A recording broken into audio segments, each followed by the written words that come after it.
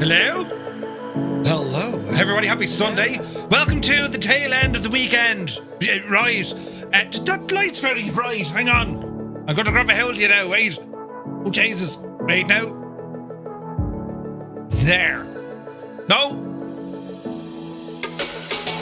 There.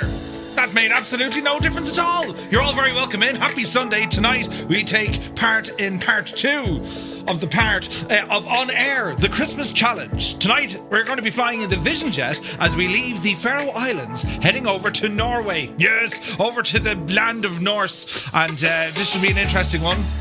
We made an absolute mess of the important cargo on Friday, but it's all right.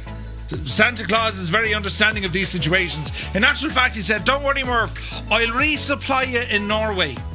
Now, brilliant, says I. So that's what's going to happen. But tonight, friends, we're on live weather. Time of day has brought back a couple of hours as we hope for a bit of daylight as we fly across the North Sea and then on up through Norway.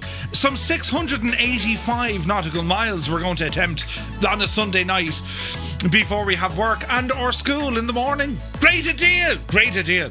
But anyway, what did I get up to today? I was very busy yesterday. Got the sitting room done, get up the yard. I have to get shelves. Well, I have shelves. I bought shelves. Imagine buying shelves and they don't include the screws or the roll plugs.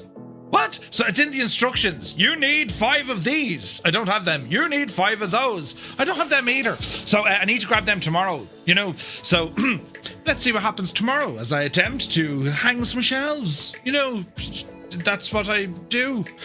But anyway, house refurbishment's well underway. The kitchen's almost done. The sitting room is almost done. I'm not going to get the hallway done before Christmas. So we said, listen, we'll leave it there. We've enough done, you know.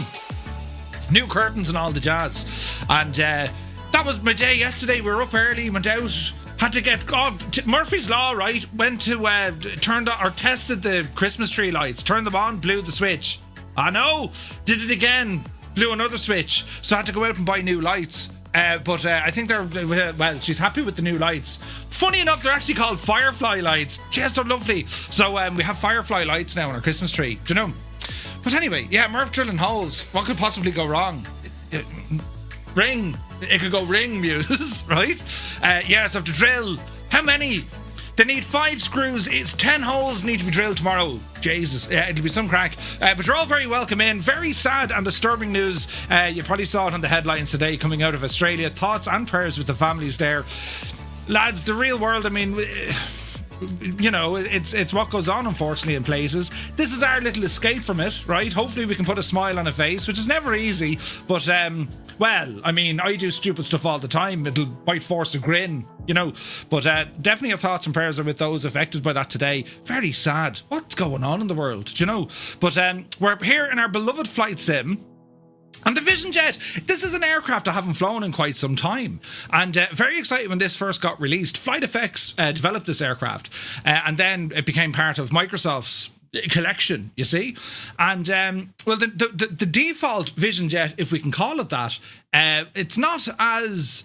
Well, it's not as, you know, it's not as in-depth as what Flight Effects had in terms of there's no tablet or any of that sort of jazz, but it's still quite a good machine, and I'm looking forward to flying it tonight. So, yes, this should be definitely fun, you see. But who's rambled in? Look, speaking of which, did you see the weather forecast for the week? So it's 13 degrees here in Tipperary. 13, right? We lit the fire last night because it was cold. Today it's roasting. T-shirt, right?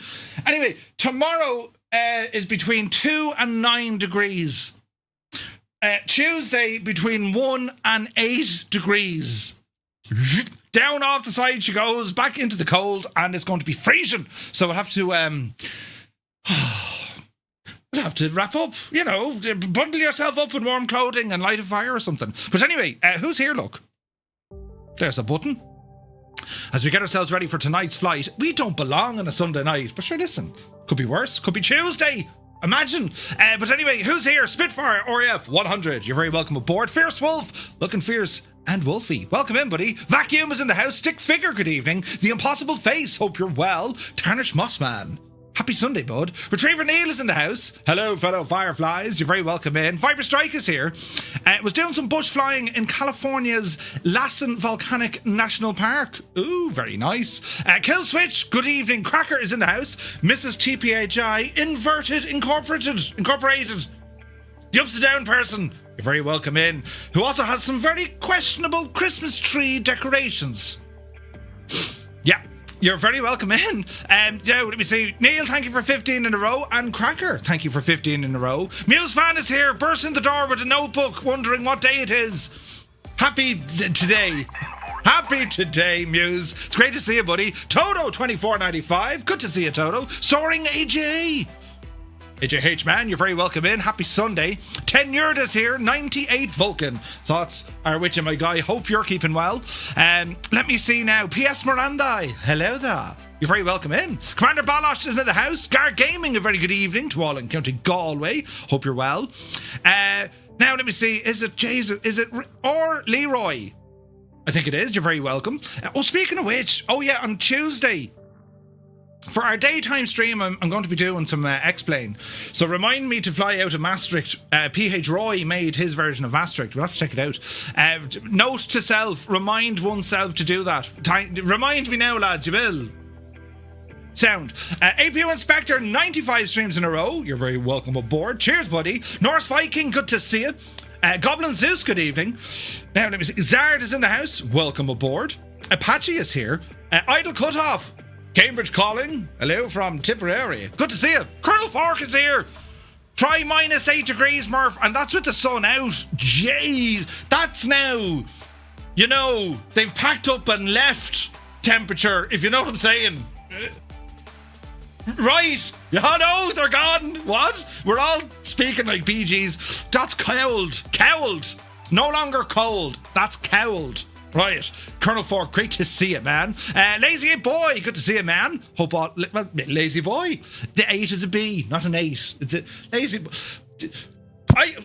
I can read.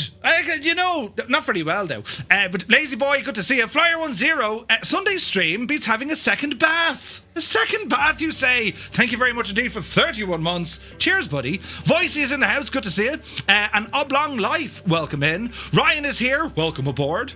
My Christmas tree decorations are awesome. Mrs. TPHI, I'm genuinely, terrified to ask you what's at the top of the tree. Right? Considering we saw what's on the way. Mac Vision, good evening. Zybak Dog calling from Denmark. Hello from Tipperary. Hope you're well. Manx is here. Good evening, Manx. Happy Sunday, man. Who's over here in this button?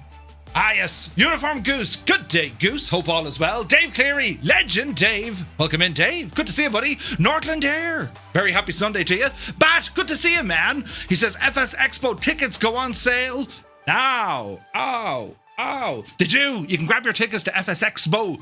Do be sure to grab them, lads. There's a link down below on my Twitch page. You'll go down to where it says FS Expo. Click on that gadget. You can get your tickets straight from there. Straight from that single button. You don't even have to type anything in. Technology.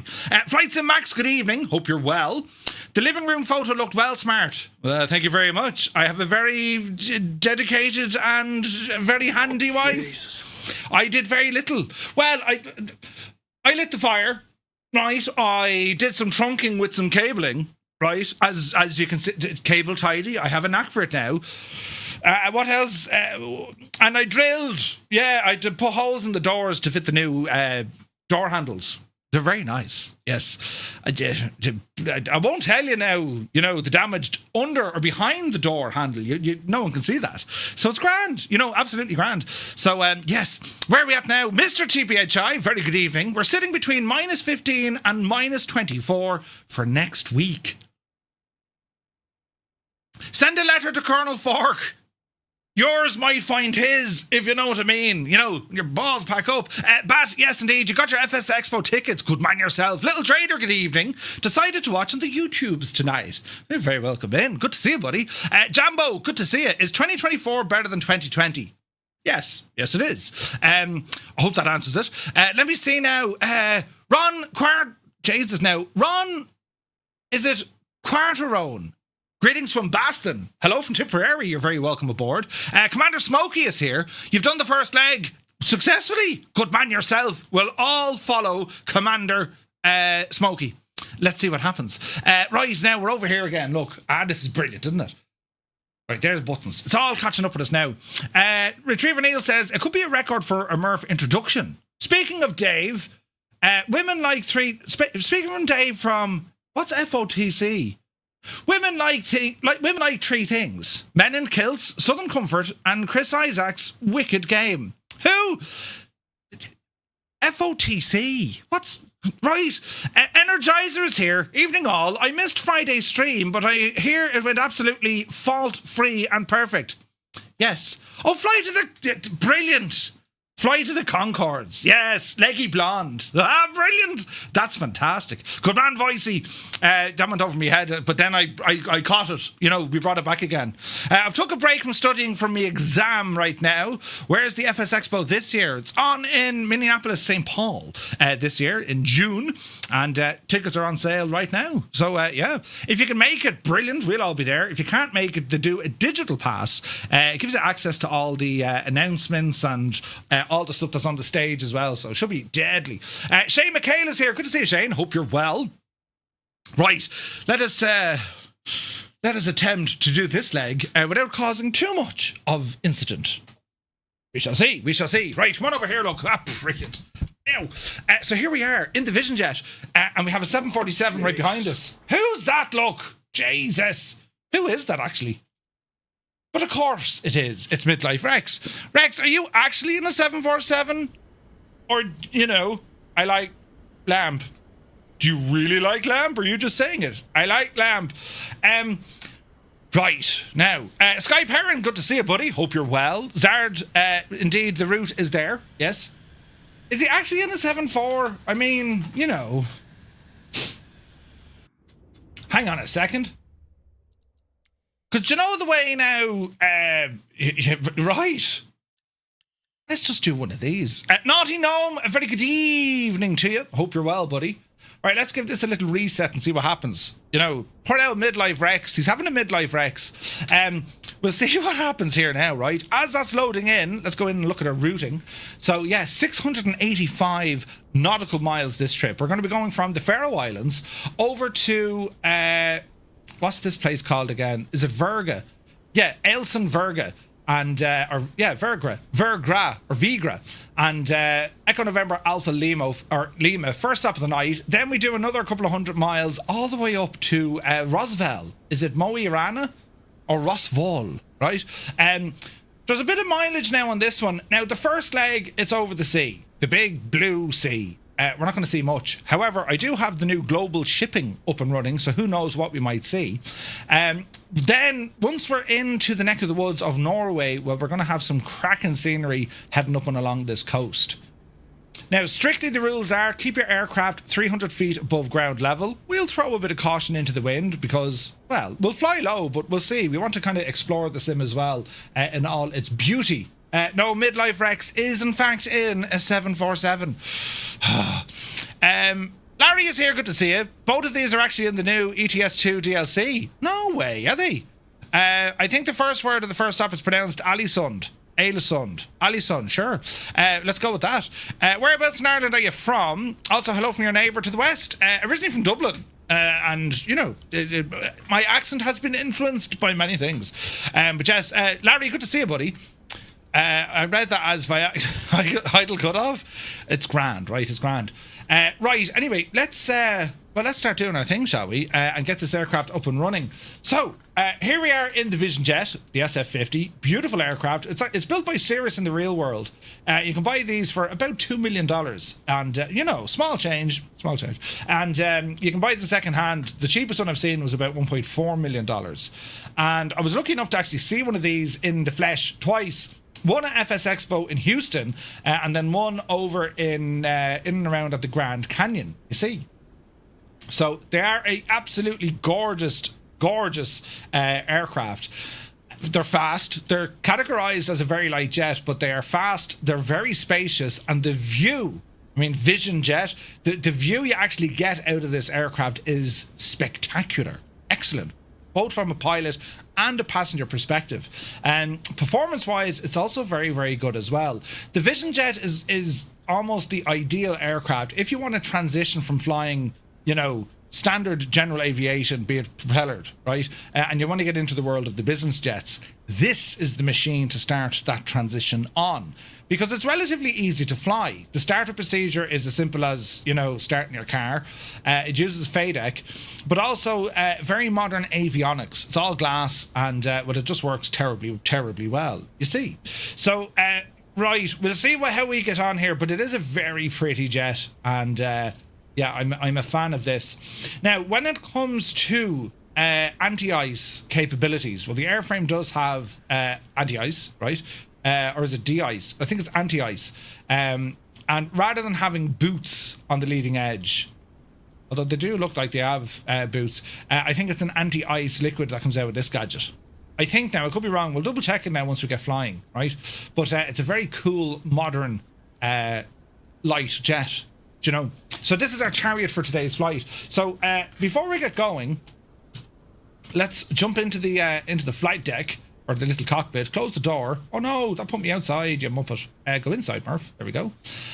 Now, I found a way to override default aircraft. You know the way you want to just open the door and look at the door open when you're on the ramp without having the sim forcibly remove you from the sim? Well, good elf Mother of Janie, the LOD on the 7.4. Good L Flow will help us out there, because if we go to the little open the door buttons, there we have the door opening, and we don't actually leave the aircraft, which is deadly, right? Daddy Pump, very good evening to you. Filthy, welcome aboard. Hope you're well, lads. So that's what we can do with that. So we shall close the door and jump ourselves back inside. And before we get going, we're going to bring up some OnAir. Now, with OnAir, as I said, I failed my first mission. I'm a special kind of stupid. I went too rough with the aircraft and they broke. They broke. However, there are secondary missions to this challenge as well. You can fly in refillment or resupply, if you like, of the dilithium vials. So there's a shorter flight you can fly. There's like 5 secondary missions, much shorter flights that you can fly to the main route to resupply. It's actually a great idea. So if that went wrong, okay, you just do an extra flight, right? Now, what we're doing, we're continuing on the main leg, and my hope is when we're starting up next Friday, leaving Echo November Romeo Alpha, we will get resupplied. That's my hope, right? We've all week to figure this one out. So that is what we're going to do. So in the meantime, what I'm going to do, I'm going to go into some freelance missions and just create a flight from this, all right? This runway is very wiggly on the map. Wiggly, you say? So let me see. If I go into freelance jobs and we're going to put in 2 flights. Our first flight in the Vision Jet, it's going to detect this. So we'll put in free flight, and we're going to be departing out of the airport Echo Kilo Victor Golf. It is detected, and our first stop is over at Ålesund, and that's where we're going. So if we do this flight, we'll get paid 2,500 credits, gain a bit of XP, and also we have our overall kind of what's the word I'm looking for? Thing. What's the word? You know the word. Your not legend or your status. There's a word for it. It will increase your reputation. Your reputation will increase. Words are hard tonight. But anyway, let us have a look at this. So this is how we're going to fly it. It's a direct to. We're going to click on fly now. Aircraft fueling, I set it at 80%. 80%, thank you. Now, we also need to do a UTC offset because I don't want to fly at night time, right? So if I have a look at the current time in the sim, it is now 12:21 local. All right, so 12:21 local. So we'll come on over here. We're going to validate our fuel. Destination needs to go in, ENAL, right? And see this UTC offset? We're going to bring this back minus 6 hours. All right, 6 hours, and we're going to hit fly now. So OnAir is going to go, we see you now. We're going to start connecting things into you, and everything's going to be tickety-boo. Fuel, all our tracking conditions have been met, and we'll start tracking. Now, when we're doing this with the actual challenge, it'll do most of this automatically. Then it goes to the screen to make sure that everything's in play. Do you know? Roy is here. Roy, on Tuesday, we're explaining. I'm going to be using the new aircraft from V-Sky Labs. Will you remind me, Murph, will you fly out of Maastricht? I want to do that on Tuesday, Roy. I want to check out the scenery. Hans Gruber Jr. Hans, you're very welcome aboard. Thank you, sir, for 43 months, man. I hope you're very, very well. Good to see you. One Foxy Bingo, Gav, good to see you, man. Hope you're well. Right, so here's our scenery loaded in. There's, I don't know what. It's a super tanker. It's not still Rex, is it? Right now.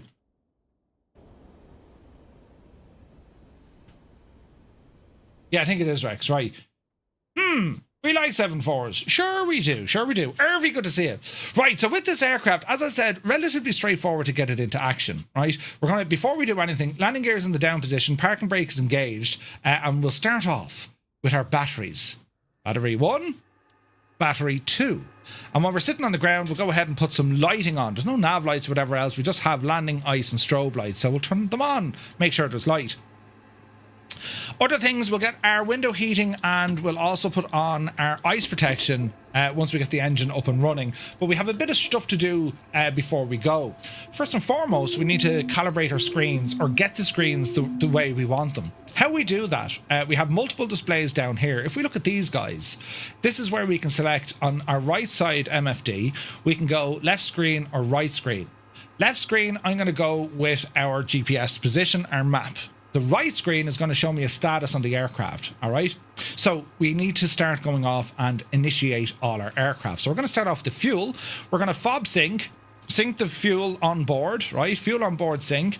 And we're going to say, yeah, we've 237 gallons, confirm. Remaining fuel, lovely.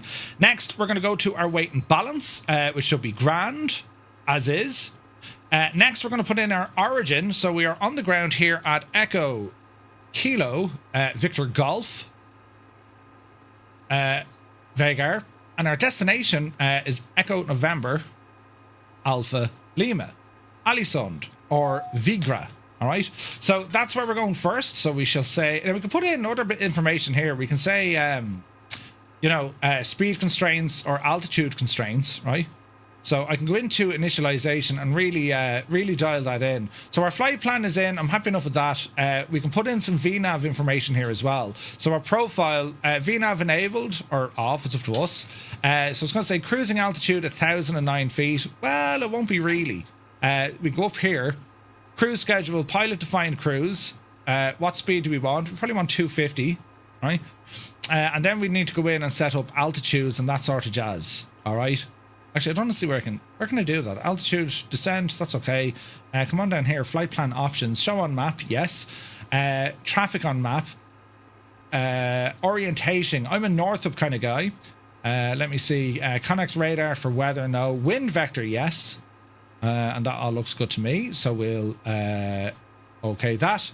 Then we'll go in for our takeoff data. Runway for this one, lads, based on the wind. Let us base this on the wind. Is this going to use live wind? I can use flow for the wind. Weather.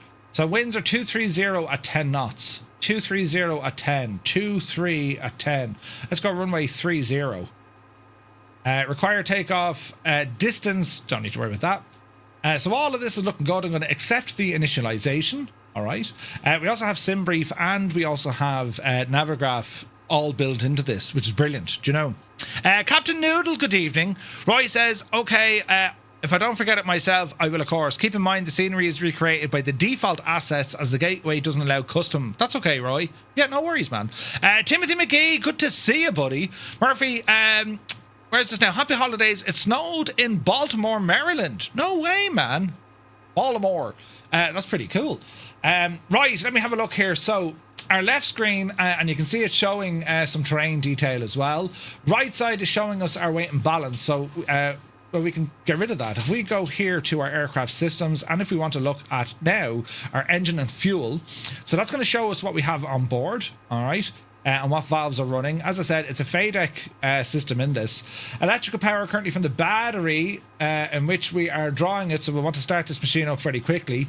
Environmental and pressure, so we can see what's happening outside. We do have oxygen on board if we need it.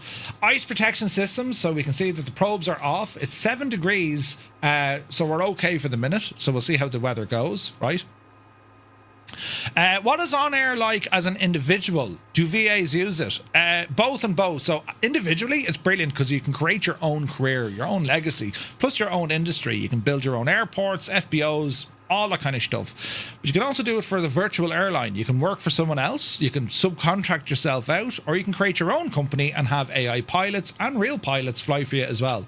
It's very, very good. I love OnAir. It's so much fun.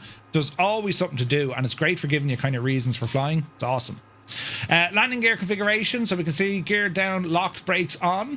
And then our landing field elevation, we'll keep that to the FMS. It's going to be 59 feet. That'll do. So we're going to keep it on the aircraft information page. Next up, we're going to go for an engine start. So let's see what happens. Reset our barrow. Lights are currently on here at the moment. Throttle is off. Fuel control is on auto. Hobbs meter is 0. It's a brand new machine.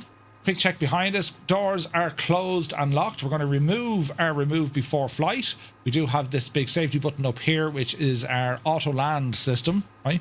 If things get us in trouble. So while we're waiting here, let's have a look here. Oxygen and fresh air. Just test those if they're working, which they are. So next we're going to run our engine. So fuel pump's coming on. And when we go to start this machine, everything happens very quickly. It's a FADEC system. It's all automated. Do you know? Something horrible happened. We got socked with snow and woke up with no power, Heisenberg. No way, man. Do the Fireflies use it instead of New Sky? Well, we never really used New Sky. FS Hub is where the lads would operate most of the time. Right, let us start up this engine on the back. Are we ready? Press and hold. Your flight will be monitored until you land and shut down the engines. Okay, N1, N2 rising, ITT is coming up. Oil pressure and temperature is rising. And we are sounding good. Couple of warning lights, but that's quite okay. Okay, so that's a good start in the engine. Generator's coming online. Now we can see that our bleeds are currently off. Go ahead and open these. Probe heat can come on. And we need to adjust our takeoff pitch trim.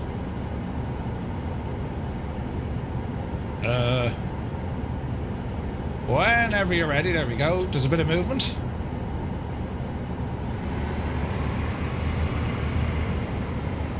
We need to go up the road, so bit of movement here in our pitch trim. Get it into the takeoff area, which is slowly but surely moving. It does move though. And get it into the green arc. Malky, good to see you. Stug, good to see you. Airlock Doc, good to see you. Welcome in, everybody. Hope you're having a great weekend. Going to do some flying here. 2%, 3%. Let's call it 3%. Right. So next up, we'll go to our little squawk machine. Let's put in 64 for the crack. 6461, and we'll enter. Okay, so squawk is on.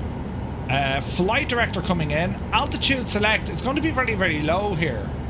We're going to say 300 feet for the moment until we see what sort of trouble we can get into, right?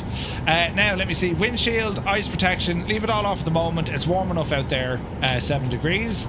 So I think we're looking good. Course deviation is set, and we're going to be on nav mode. Lovely. All right, friends. We said runway 30 for departure. So, let me see. For taxiing... Easy now, Betsy. So we're going to come off the ramp and hang a left, and then we're going to be going down the hill. All right, off the ramp, hang a left, back taxi, and then out. That be fair enough? Right. Disappear this. Brakes coming off. Apply a bit of power. Epic Fool, good to see you. All right. Bit of movement. And we have OnAir tracking us. Is this plane in the sim or is it paid? Briggsy, it's a default aircraft now. Default. Right, one notch of flaps are going to be using that for takeoff. And oh, we got some nice jets here. Nice Vision jets, but also we got a CJ4, CJ3 it looks like there as well. That's supposed to be a 747, which it is. Rex, the absolute mad devil. doing multiplayer. Yes, indeed. Come and join us. Lads, if you've never done multiplayer, just jump in. If you don't know how to do it, ! how to multiplayer, and that'll get you up and running. Alright, bit of power.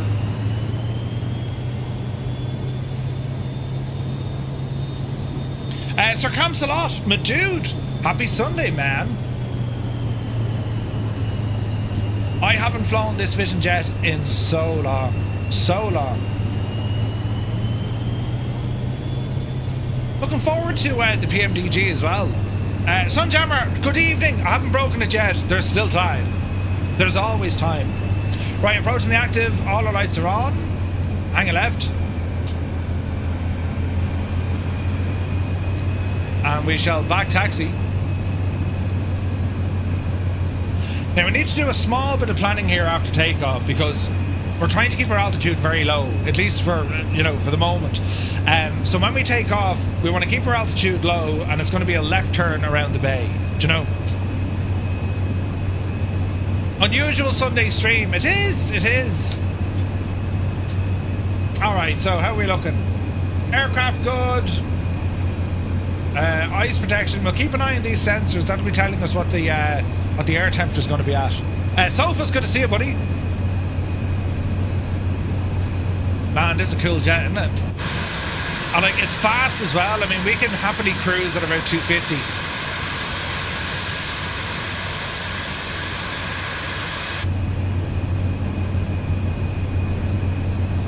Storm's not hanging around. What I do find slightly disturbing and weird is that an Asobo aircraft has the pilot sitting out the back. Doesn't anyone check for this? Jesus. Commander Balosh, are you actually in a 737? He's probably at the stage now where he doesn't care. He's like, no, I don't care. I'm going first. Shag off. No, you're in the SF-50 from Flight Effects. Is that the default one or the original one? Outside air should be at the bottom left, which it is. But what I want to do is keep an eye on the right over here. The reason being is you have various different probes on this aircraft. So I just want to see what the crack is. Now it says probe heat is off. Why is that now? Wing stab? Maybe. 2 dogs! Thank you very much indeed. It's the original one, so model matching is having a fit again tonight. Interesting. I wonder if I bounce servers, will that kind of fix it? Hang on.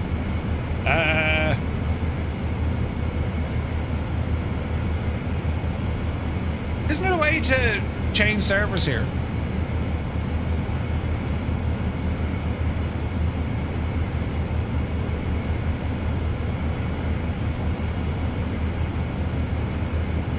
I thought I kept that button for changing servers, no? Position, weather. Hang on. Game servers. Oh wait, have I to throw in a whole page of them?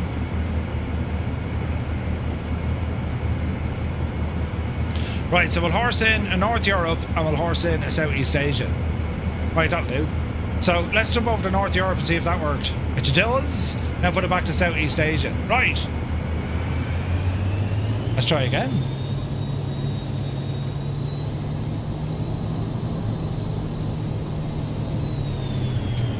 Alright, we'll do a Yui. Easy now.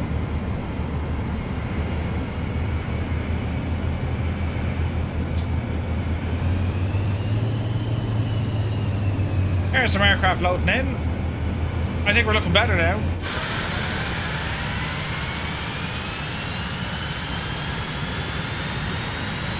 We're looking better? Okay, it seems to have helped.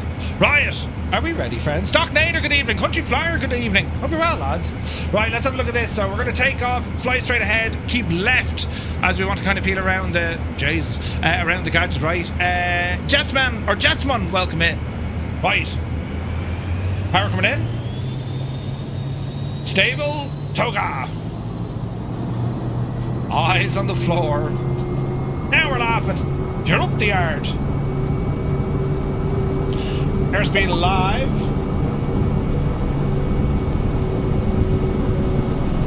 85, 90 knots is enough for this machine. Oh, the wind. Yepsy daisy. Man alive, it got very windy there. Airborne time logged. Right, easy now, Jemima. Traffic. You're alright, 12 Betsy. o'clock. Same altitude. Less than 1 mile. Grand. Traffic. 11 o'clock. High. Less than 1 mile. Traffic.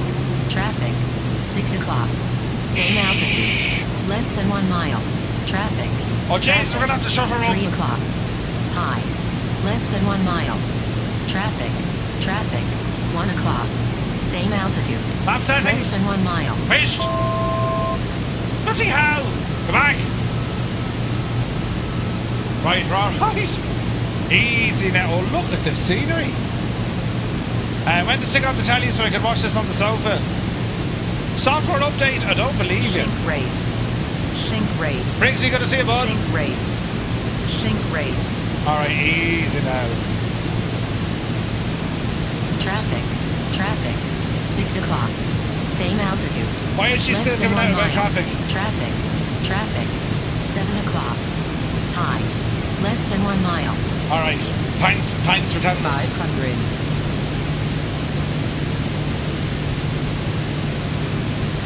Tracks, good stuff, buddy. Yeah, man, the Moses stuff is deadly. Jesus!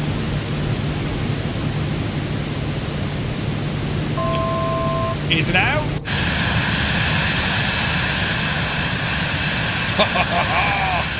Look at this!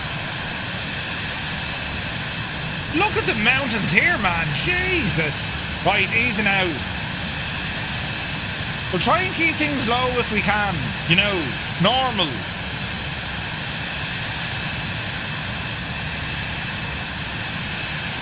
Some starters as well. I reckon I need to do something with me with me cash. Pull up. You're all right now. Pull up. She needs it, you know. Pull up. Traffic. 7 o'clock. Yeah, we'll fix all that down in a second, Less Jemima. than Don't 1 you mile. worry. Traffic. 6 o'clock. Same altitude. Our altitude Less is than really 1 good. mile. Traffic. 6 o'clock. High. Less than 1 mile. Right, Traffic. bit of Traffic. trimmage. 6 o'clock. Autopilot. High. Less than 1 mile. We want to go heading. We're on heading. Autopilot. And let's call it level. Now, at what altitude is it going to level us?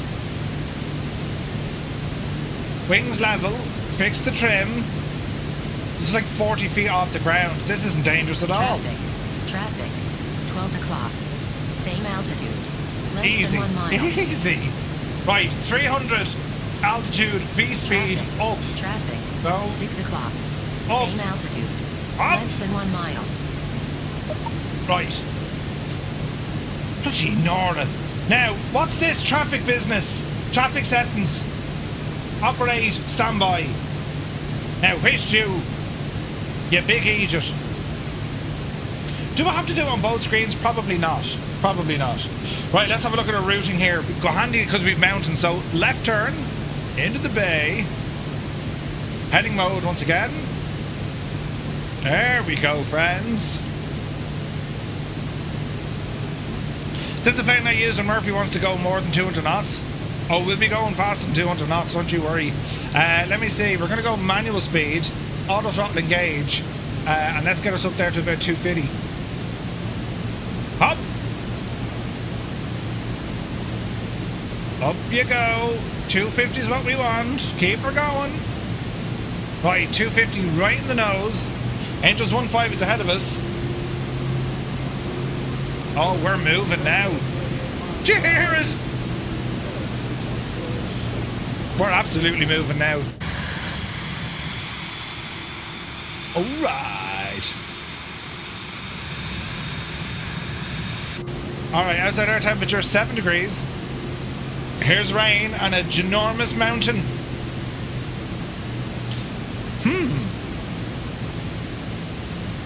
Alright, watch the speed. Wind is changing. Kieran Niall ordered a Moza AB6. Nice, man. Nice. Oh, Kieran, you're going to love it, dude. It's the profiles with Moza which is just so good. The profiles are just awesome, lads. Do you know?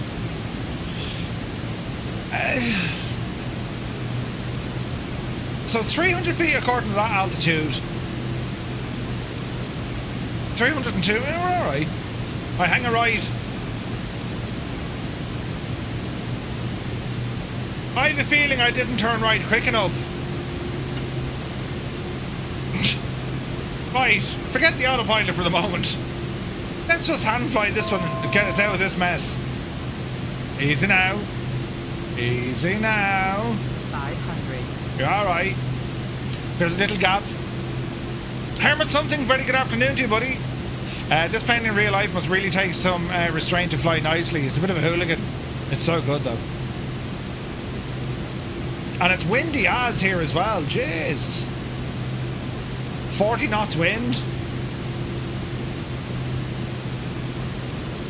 Out through the little gap. Oh man, this is pretty though, isn't it? I mean, look at this.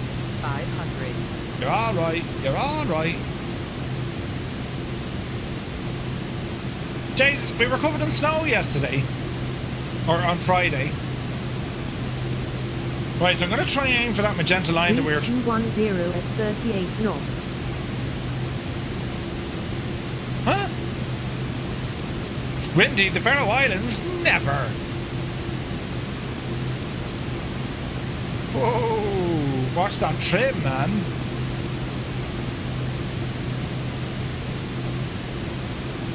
Little bit of a handful, but we're settling in, we're settling in. Airspeed. Airspeed. Airspeed. Which is on the auto throttle. Easy now. Ah, it's so windy. 32 knots. Right, let's see. We'll do one of these. If you're flying along with us, lads, Xbox pilots press 1. If you're on the PC, press 2. Join FS and Skynet, it's number 3. And if you're wondering, what's he actually doing? You press number 4, and all will be well in the realm. All right.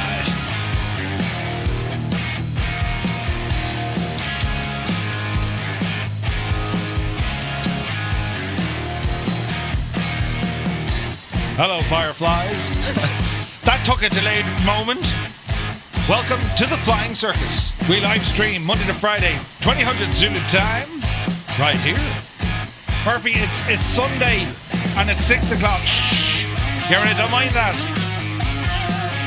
By the way, if you'd like to join in with our multiplayer flight, exclamation point, how to multiplayer, all one word, and hopefully that'll help you out, my friends. Get up the yard.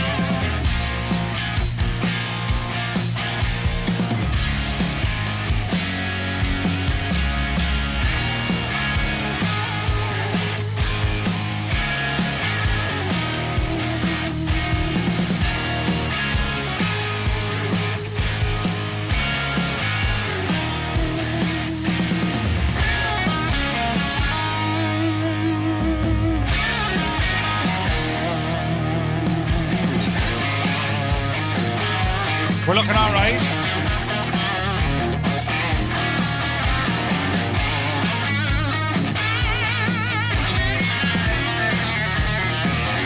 We're looking all right.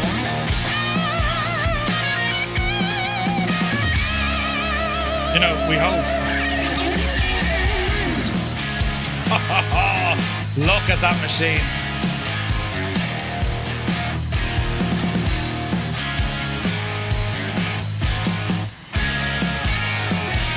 I mean, I gotta say, doesn't it look very, very pretty though?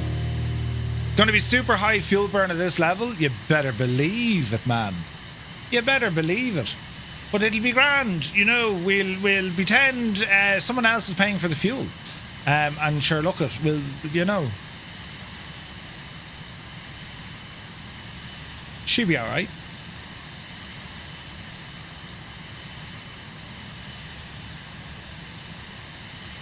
Yeah. Jesus. 289. Ah, look at the state of that.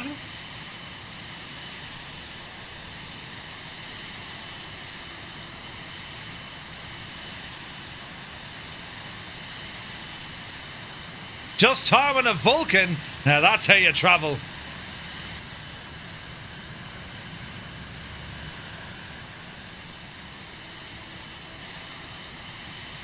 That's only savage looking.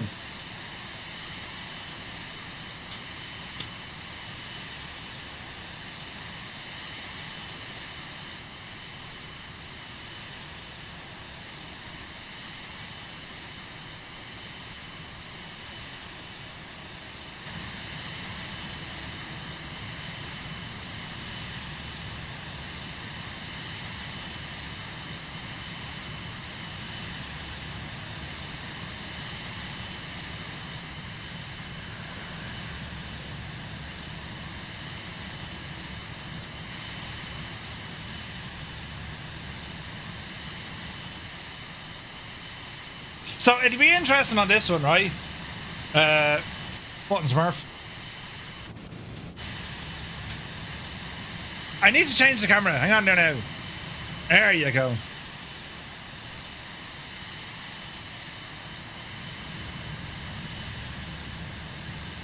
As I said, we're using global shipping from Seafront Simulation, so it'll be interesting if we get to see other aircraft, or ships.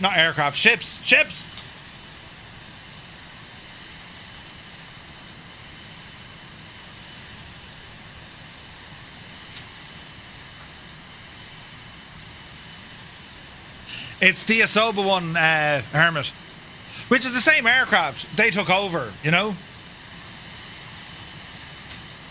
There's a bit of a gap in the clouds. And we're getting all sorts of wind and rain and all the jazz as well. Fantastic crack. Right, now, let's have a look. ETA. Hello there. I reckon it's 2:45. Which is about right to our final destination. We'll see how it goes. The Candorist, you're very welcome in. Thank you for the follow.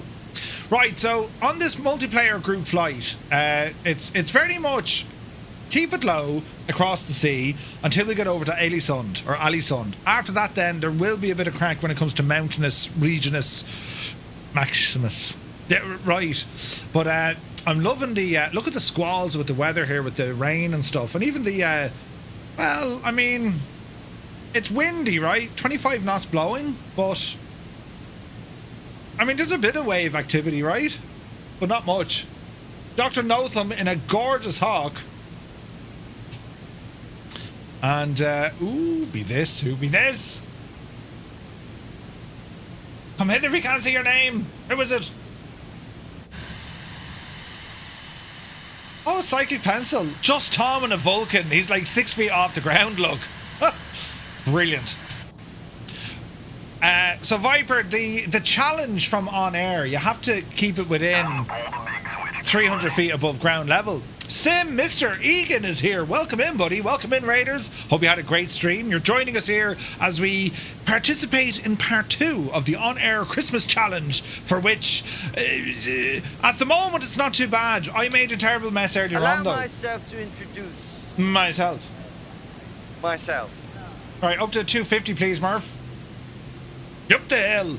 Yeah, I've already broken the vials, but listen, you know, it's grand. Santa's sound. He said, listen, I'll figure it out later, you know. I tuned into a low-level ocean crossing, my kind of stream. Nice.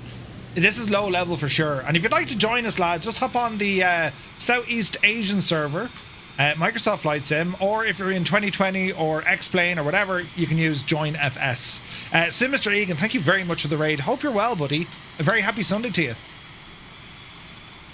So we'll see how we get on here. And as I said, it'd be interesting to see some of the new global shipping. Because, you know, it's all installed just to see what happens, you know. Meant to call you today, but the day got away from me. Gibbo, good to see you, man. Yeah, should we catch up in the morning, sure? If you're bound to the place, or whatever day you're there. It's been a minute, man, but I hope you're well. You're looking well, you know. Are you skipping water? Well, yeah, kinda. The Candoras, thank you very much indeed. Look at that. Tier 1 sub, buddy. Thank you very much indeed. Welcome in. Colonel Fork is ahead of us. Now, what we have for this flight, because, well, as you can see, apart from the beautiful scenery of, well, you lot aircraft, right, in which we get to have a look at G flying, and of course, the mad weather that the sim is able to kind of inject into the environment right now. Look at Daddy Plump and look, the starship. But I also have some, I have a quiz. Sure, listen, a great man for the quizzes. We've questions to ask, right, that I've hidden over here. And I'll put them on this screen so I can read them. Are we ready? What comes with the AB6? The base, the stick, and also the desk clamp. Everything you pretty much need, do you know? Yeah, this is going to be interesting if we see any vessels. I've turned off the Microsoft Flight Sim ships. They're off. So anything we see will only be from vessels, from global shipping, right? Robo Prod, welcome in. Welcome in, Robo. That plane, Finn, is upside down. The Vision Jet is a cool design, isn't it? This is a spectacularly cool looking plane. And even though they're defined as a very light jet, they're a big jet, right? You can easily fit, what was it, 6 in the back? Depending on the configuration. 5 in the back, and then 2 in the front. You see, 6, single pilot operations, right? So it'll hold 6. So before we get on to the Vision Jet, before we get on to our quiz, the Vision Jet, so the Cirrus Vision Jet, also known as the Vision Jet, a single-engine, very light jet designed and produced by Cirrus Aircraft of Duluth, Minnesota in the United States. After receiving deposits back in 2006, Cirrus unveiled an aircraft mock-up on the 28th of June 2007 and a prototype on the 26th of June 2008. It made its maiden flight on the 3rd of July in 2008. Development slowed in 2009 due to lack of funding, but in 2011, Cirrus was bought by Saiga, a Chinese enterprise that funded the project a year later. The first conforming prototype subsequently flew on the 24th of March 2014, followed by 2 other prototypes the same year. A test flying program resulted in the US FAA awarding a type certificate in October 2016. Delivery started that December, and by July 2020, 200 jets have been delivered.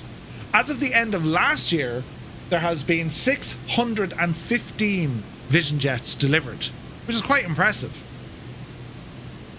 So, the naming of this project, it was simply just called The Jet by Cirrus. The Jet, right? And in July 2008, Cirrus announced the marketing name of Vision Jet due to the V-tail, and then you had SJ for single jet. Oh.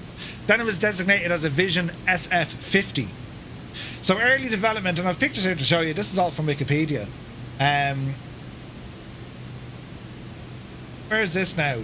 Final test flights and then production. There were 600 outstanding orders went in for this aircraft. 600 were ordered, right? Cirrus have opted an optional emergency auto-land system by Garmin, which the company introduced in October. It initiates at a push of a big red button built into the G3000. This fella right here, Safe Return Auto-Land. I don't know if you've ever read up on what this unit can actually do in the real world. It's pretty cool, right? Basically, you press the button. The system is the 3rd certified in general aviation. This has it. The Cicada TBM 940 has it. And also the Piper M600 has it, this feature. And the idea being is it will take full control over the aircraft and land at the nearest suitable airfield. Full autopilot. Unbelievable, right? FS Expo registration is open. It surely is. Click on the link below. If you're on Twitch, you'll see a link that'll bring you straight to where you can get your tickets, lads. Saves you having to, www. Right. I did think of the small things, But yes. Now, that's all wonderful about the airplane. And as I said, there's some really nice, early renditions of it here, look. So if you look at... it was inspired by this mad-looking divil, which was a pusher prop. The first model back in 1988, a VK30, right? But anyway, the original mock-up design of the Vision Jet. It's mad, isn't it? Like, it is very futuristic looking. Early concept mock-up of the cockpit, which, to be fair, hasn't changed all that much, right? Here was the prototype. Test flight. The first production that was out at Oshkosh in 2016. It's a cool looking machine. European Business Aviation. Look at the state of that. Isn't that gorgeous? That livery is sweet, man. Oh, isn't it class looking? That's the interior seating. This is the Vision Jet G2. This is what we have in the sim, the G2 variant. Higher ceiling and improved speed and range. Also updated avionics. There it is again, look. Isn't it gorgeous? Very, very pretty aircraft. What do we have here? Maximum speed, 311 knots. It'll cruise at 300 knots. But at this altitude, no, 240 give or take. Economical cruise speed. Range is 500 nautical miles, which isn't phenomenal.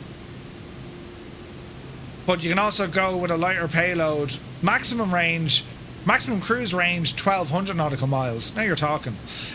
Service ceiling, 31,000 feet. Fuel consumption, 69 gallons an hour. Ouch. Right? And you can see here now, safe speed, we're booting it along at around 250. Now, if we go higher, naturally enough, we can go an awful lot faster. An awful lot faster. But for the moment, we're going to keep things nice and low. Because we like a challenge, right?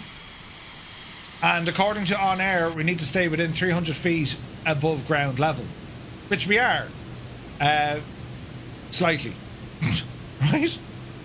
And we're out in the middle of nowhere. Now, Sumbra is way off over this direction, the north of Scotland. Miles over that way, you know. Sounds just like a Skoda, or just like a Skoda. Yeah. DL Skodas. Right, so where are we? We're over here, look. Some questions now. Are we ready? We'll ask some questions into the community and see what your aviation knowledge is like, you know. So you have to type in the responses. Murph, did you purchase the vessel's global shipping? Well, they gave it to me, and I'm currently evaluating it, so we'll see how it gets on, Roy. There'll be a review will be forthcoming, you know. Tell you something, Murph. The skill on the Shamrock ATR pilot last night coming in with wind was something else. 60 knot taxiing all the way to the gate. It must have been 8 for dinner. He was 60 knot... What? Taxiing? No way. Them ATR pilots, man. I mean, Jay's... It's quite windy in Ireland at the moment, but last night and today, we've, like... The weather's crap here. It's like proper wind. An ATR, putting an ATR into that sort of weather? What? Need to fly the ATR again, though. Gibbon, need to find that, man. 60 knots taxiing, Jesus. Right, we'll start off with some questions. No looking up Google now, just hear me. What does VF4 stand for? VF4. Into the chat quick. What does it stand for? Don't worry, I've only 99 more of these to go. Let's see, the answer's coming through.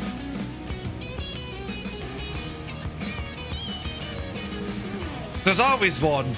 I mean, for crying out, there's always one. It's a simple question, simple answer is required, and there's always one. Visual flight rules, yes. Well done. Bloody hell. Also, Flyer 10, wash your hands with soap. Here's one for you. What colour are taxiway centerline lights at night time? Taxiway centerline lights at night time. John C., good evening. Elf, welcome in. So, taxi light centerline. What colour? The centerline now, right? This is a good one. This is catching a few of you. I won't give you the answer. I know I will. Flyer 10 learned his lesson. They're green. Taxiway centerline are green. The side lights are blue, and of course the center line on a runway are white. For the most part, you know, until you run out of runway. Right, very good. What is the primary control surface used? The primary control surface used to roll an aircraft.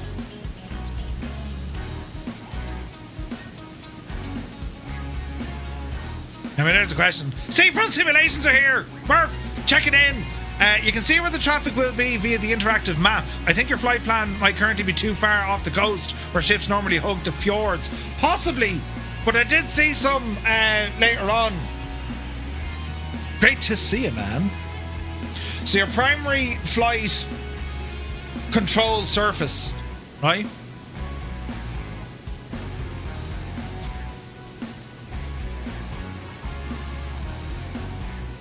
Let's have a look.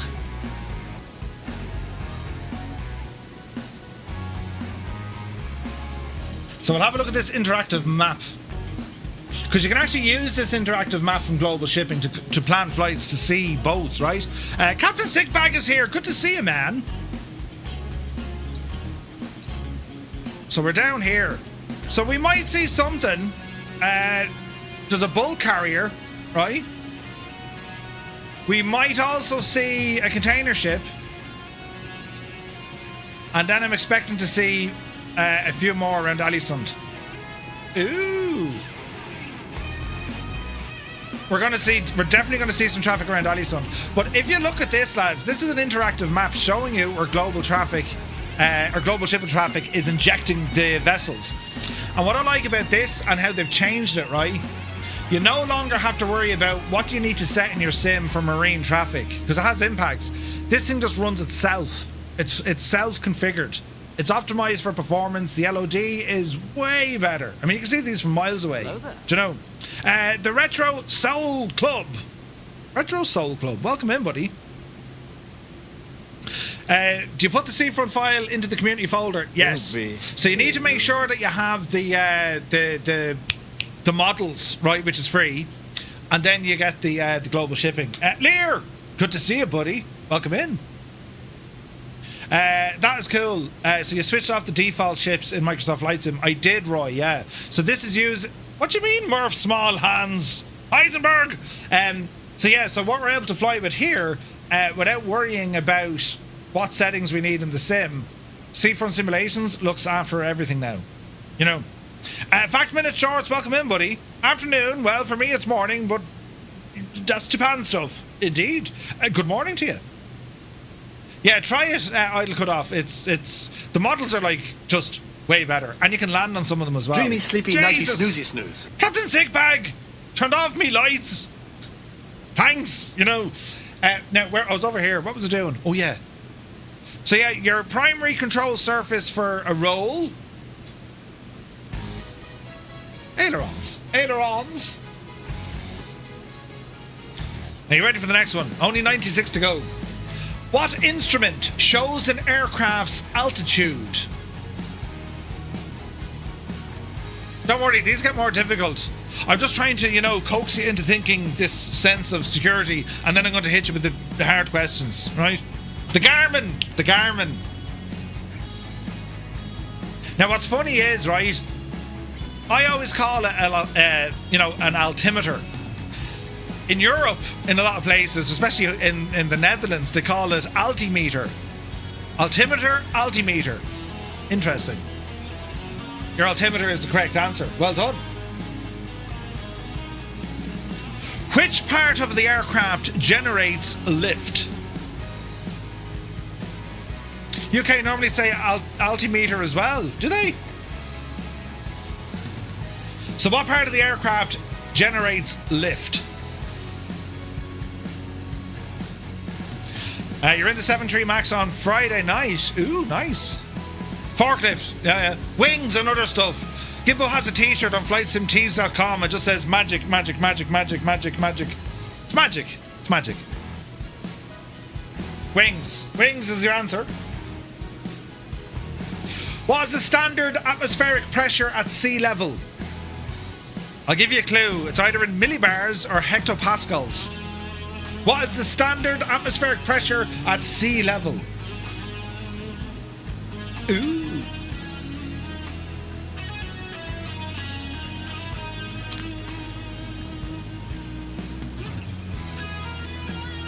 Who can give me the precise setting in hectopascals? Standard Barrow, come on, airlock. Brilliant.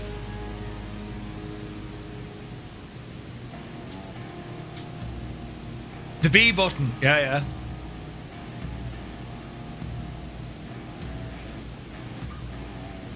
What did I say? Hectopascals.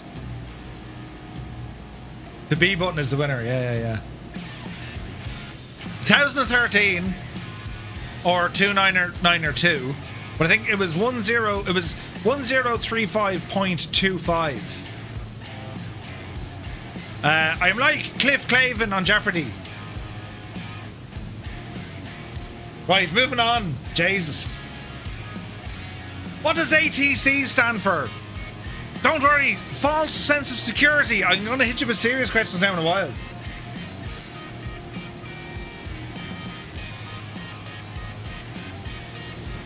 Yes. A tick.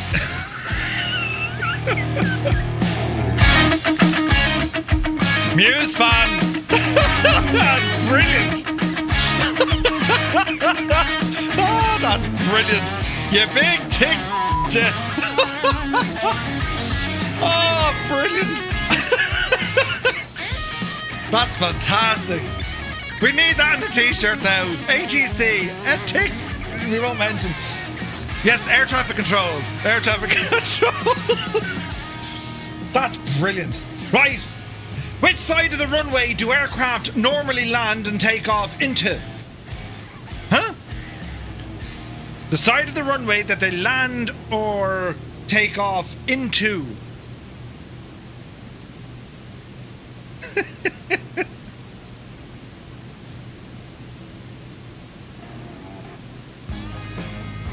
A two-tone croc. Wait, what? Jefferson 2001, the man, myth, and legend.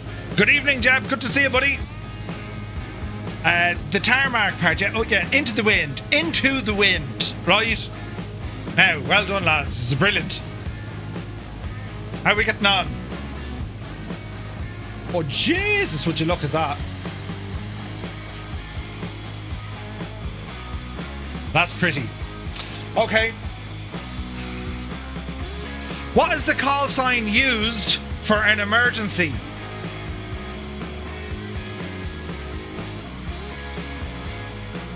What is the call sign used for an emergency? Ah, Jesus! Ah, brilliant. Jesus. This is interesting. This is going to catch people out.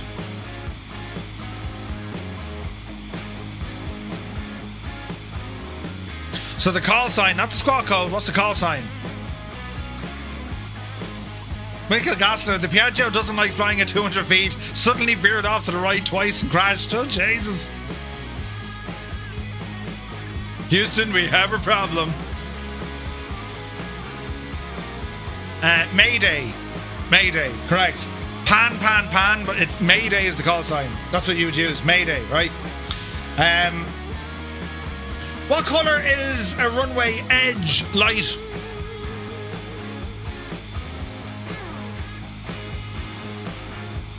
Pan is not emergency, correct?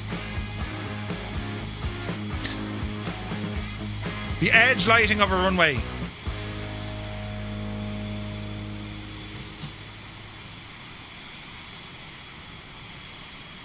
Yous are doing well.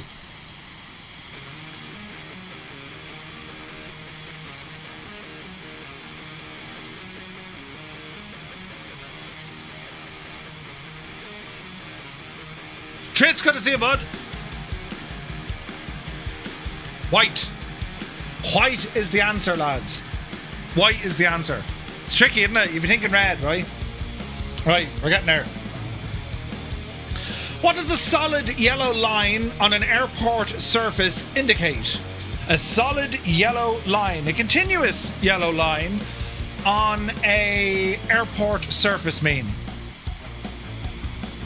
Murph Day was the call sign.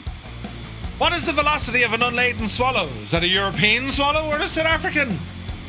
Brilliant. Wait, not South African, just African, isn't it? What is a solid yellow line on an airport surface?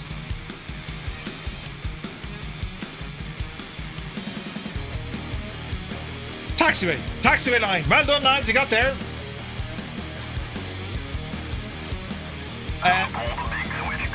Whoa, Kaharia, welcome in, Raiders. Kaharia, great to see you. I was lurking in your stream today as you were flying.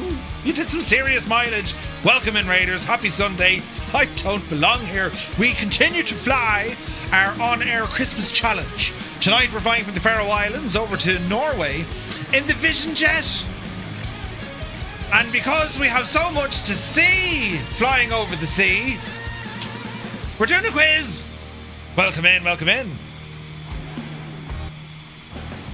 Right. You ready for this now? What fuel is commonly used by piston aircraft? What fuel? Seafront simulations. Take it first, handy man. We'll be checking out your gorgeous work in about 45, well, in an hour when we get there. Jemison? Alcohol? What fuel is commonly used by piston aircraft? WD-40. One that goes bang. Sophus, I live in the Faroe Islands. Nice, man.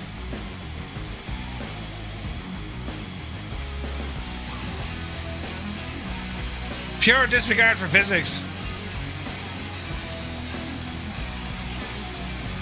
So the vast majority of you are right, except for those who said Guinness. Right, that's for the pilot. Avgas, 100LL. That's oh, look at that. Just Thomas now in a Jag. Mr. TPHI, what are you flying in? It's looking interesting.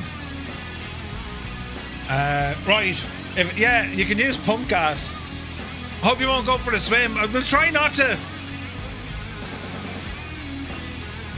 What is the basic unit of aircraft speed? What is the basic unit of aircraft speed? Yes. You're in the Vertigo. All right. Motivator, welcome in, buddy. Thank you very much. Yeah, yous all got that. Well, to be fair, yous all got that. You know, well done, you lot. Knots, yes. Got to dash for some meals on wheels from mums. Kaharia, thank you very much indeed for the raid. And yeah, we'll see you later. We'll see you later. Right. What instrument shows aircraft heading? What instrument shows aircraft heading? Aircraft heading.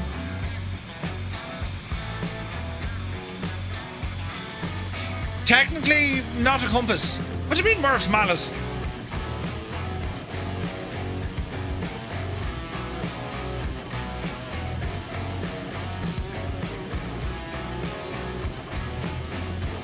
So, what instrument shows the aircraft heading?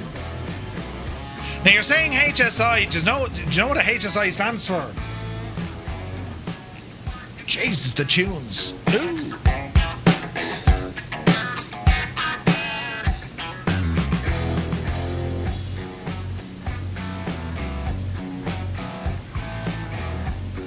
They could try and trick you these. Horizontal situation indicator. The other thing, heading indicator.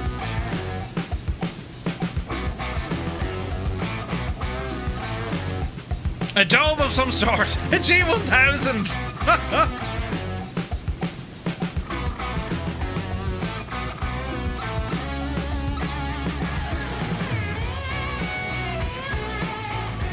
Love the quiz.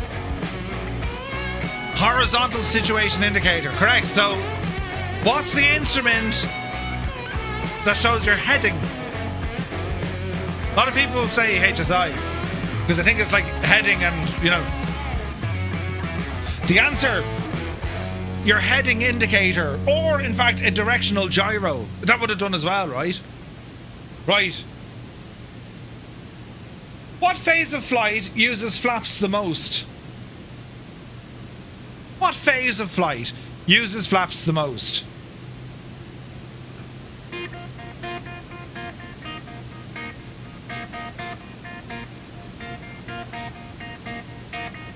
Would it be takeoff, approach, or landing?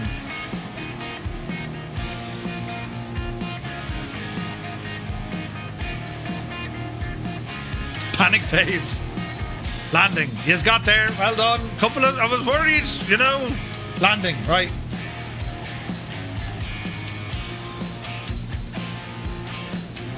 What does IFR stand for? Ms. Fan, I can't wait to hear your answer. What does IFR stand for? IFR.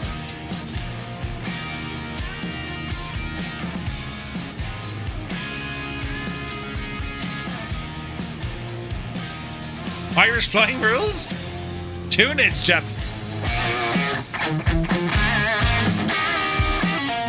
I forgot regulations. Ignore flying, Ronnie. Ronnie? I follow roads, rivers, railways, raccoons, and robots. I cannot find the road. In-flight retail. In-flight rule. Instrument flight rules. Instrument flight rules. Well done. What is the purpose of a pitot tube? It's French. Pitot. What is the purpose of a pitot tube?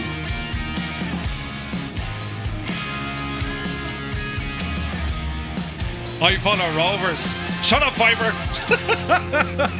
Shamrock Rovers. Jesus. Brilliant.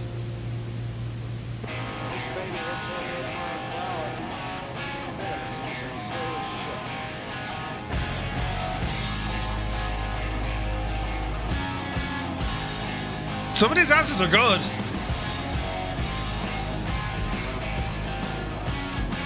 What is the purpose of the pitot tube?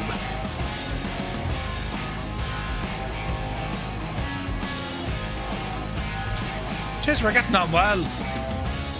Any ships? Not yet. The breathalyzer? Lear, right? It measures airspeed. Measures airspeed. Alright. What does QNH set on the altimeter? What does QNH set on your altimeter? What are you actually doing? Like what the measurement, what are you doing? QNH.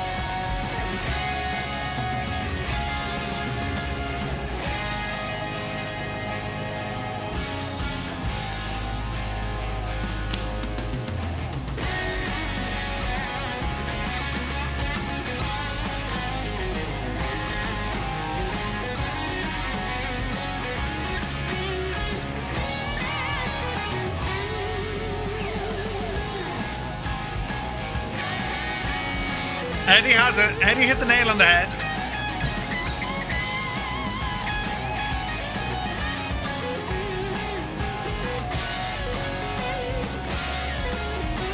Look at the screen. Yeah. So it's your altitude above mean sea level. Mean sea level, right? All right. Right. We're never getting there, right? What is the term for the minimum speed at which an aircraft can fly? What is the term for the minimum speed at which an aircraft can fly?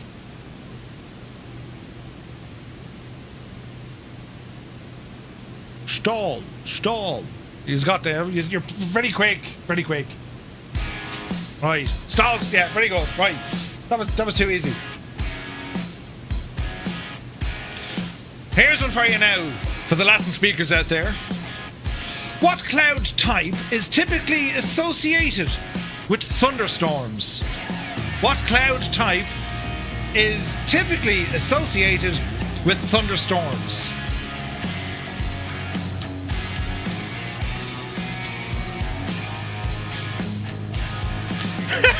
Thundery clouds. Johan Muse. He's on fire tonight.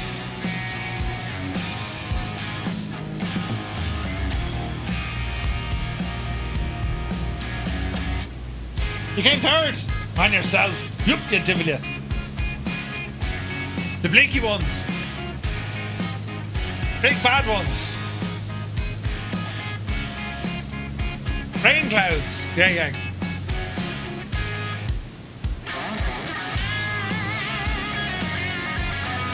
Towering ones. Yeah.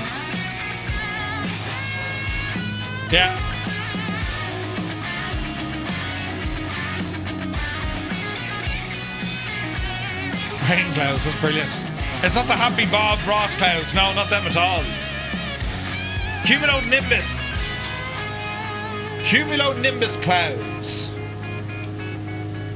Right, transponder code 7700. What's that? 7700. On your squawk 7700. What does that mean?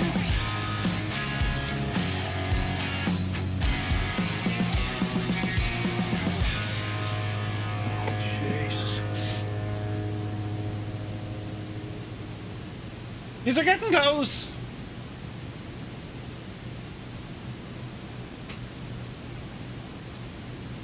There goes Hervey. 7700. What does that mean?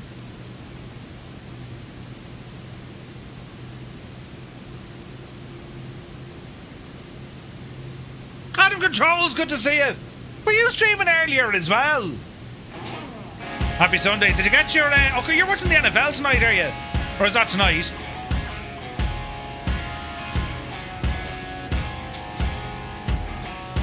$7,700 is a general emergency, right? You need to know these codes if you're unsure. 7,500 is... They changed the namings. Technically a hijacking, right? Or unlawful entry.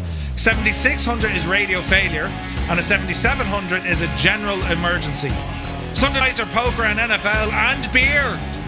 That sounds wonderful. Excellent. Right, they were the squawk codes. Next. What is the name of the airflow disruption caused by terrain? What is the name of the airflow disruption caused by terrain?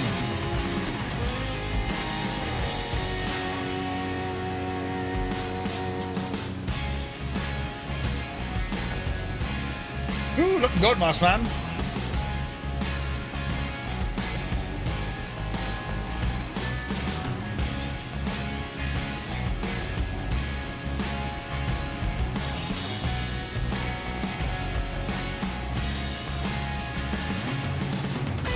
So what is the name of the airflow disruption caused by the terrain? Again, a couple of interesting answers here. I mean, okay, we could say turbulence, but it is turbulent air, right? But we can lean into that a little bit more. Right? Mountain wave, which would be your updraft, downdraft, mountain wave, right? And turbulence. Downdrafts, they're more the type that happen, right? They're more the type that happen. But, okay, you're getting the gist of it. What does VNE mean in aviation? VNE.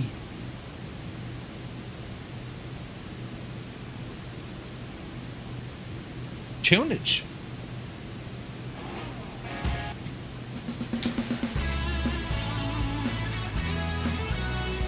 Minimum speed, never exceed, yeah.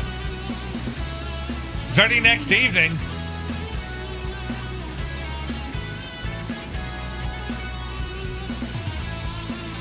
Jeez, look at that sunset.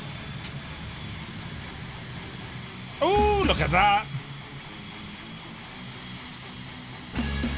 If it isn't only, you know, Lieutenant Nick Bradshaw and Pete Mitchell. Oh no, there's no one in there at all. It's only the seats. Ah, Jesus. Terrifying. Very nearly ejected. Yeah, do not exceed. Do not exceed. Right? Never exceed, in fact. What does a windsock primarily show? A windsock.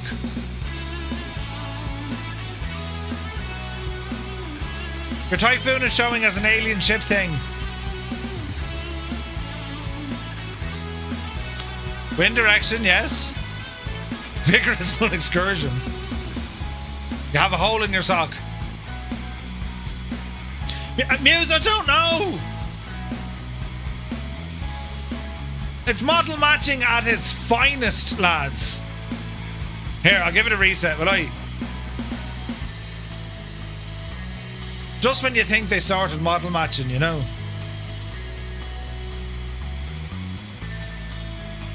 Anyway. Wind, direction and speed. There you go. Holy socks can be worn to church. They can. Well, here's one for you. What is the purpose of a VOR?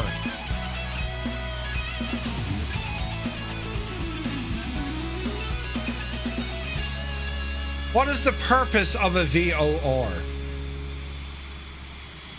To navigate, yes. So it is a nav aid, right? But specifically a VOR, you know, what makes them handy? To make the local scenery look cool. Sure.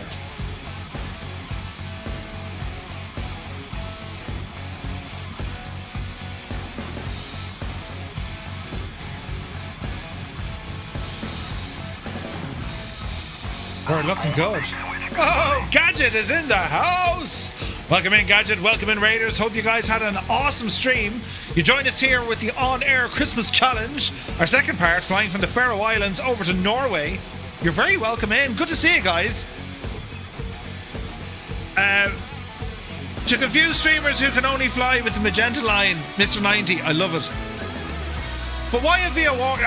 Bearded Aviator has it. It sends 360-degree navigation signals for positions. And what's another name for those 360-degree signals?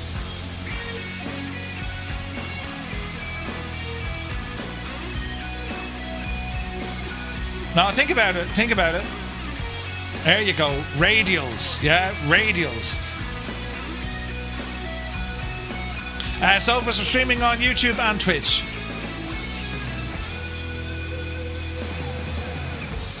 Radio navigation using radials. Right? Alright. What about this one? What does a flashing green light from ATC mean to an aircraft on the ground?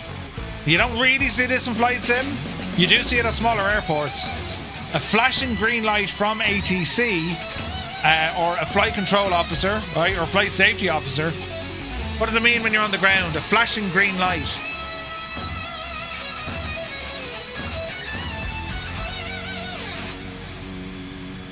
There's rebooting it now. No, you're on the ground already. You're on the ground.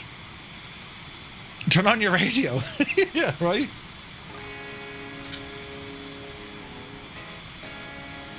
Eddie has it. Cleared for taxi. Cleared for taxi, right? Sophus, downloading Twitch? Yeah, dude. On the ground, it means clear to taxi. A flashing green light. Yeah? Right.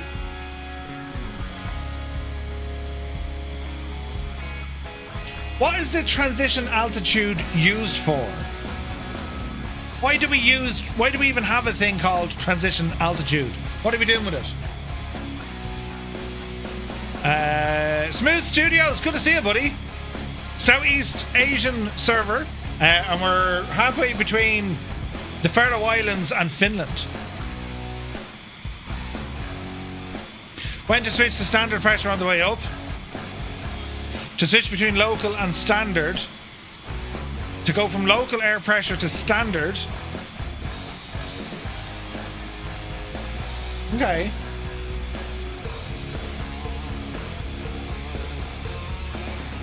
Couple of right answers. I need to make dinner. Can we have a break? No! It depends. What are you making for dinner? If it's nice, we will, So switching from QNH to standard pressure. Yeah, is your standard to local or QNH, local, right? Fried rice and curry sauce. Muse fan is showing as invisible now. Are you? Oh, you are, look. Muse, what have you done to yourself?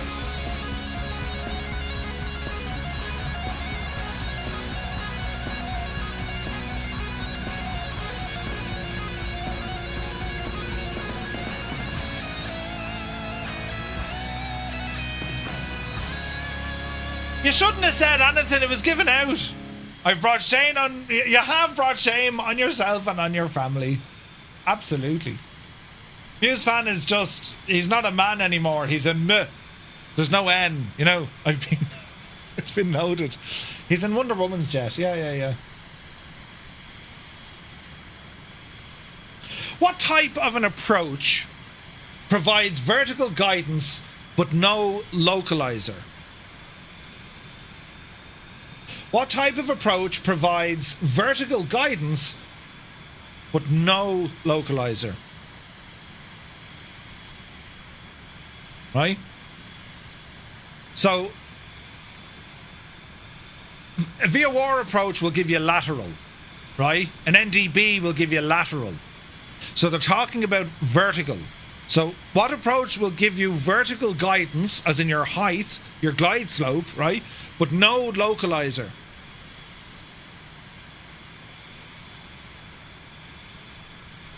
OrNav, yes.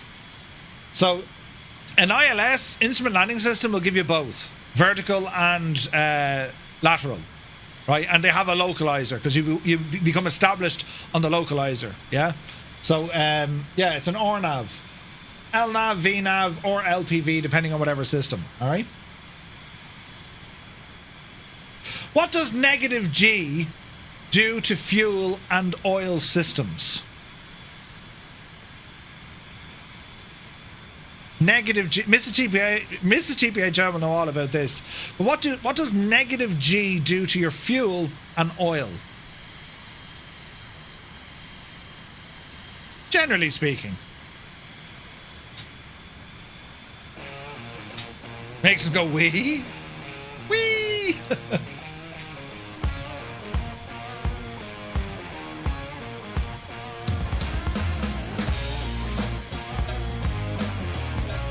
Do we get Guinness break? Yeah, we'll have a break in a minute. Lear's mad to make some curry rice.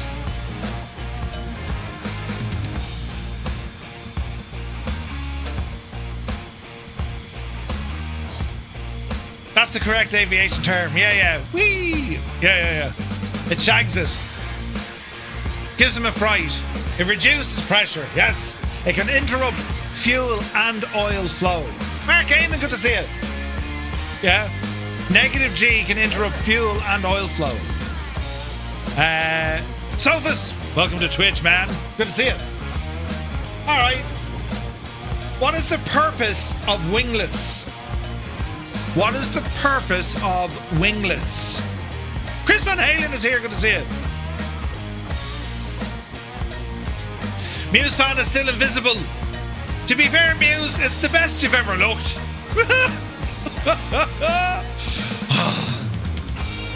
Aerodynamic stabilization to look cool and awesome. Reduce vortex. Martin, good to see you, buddy. Reduce drag and for aerodynamics. Stop vortices from forming on the wingtips, reducing drag.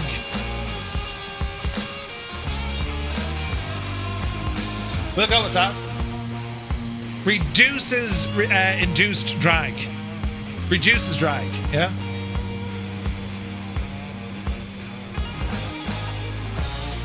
What does the word metar mean? What does metar mean? Or metar? Right? Lads information, Bubba. I do have that somewhere. Lads airport information, Bubba. Recorded when the big hand was on the 12 and the little hand was on the 3 in the afternoon. Temporary flight restrictions in effect due to the NASCAR race. Y'all stay well east of the grandstand as some of the spectators may be drinking and may be packing.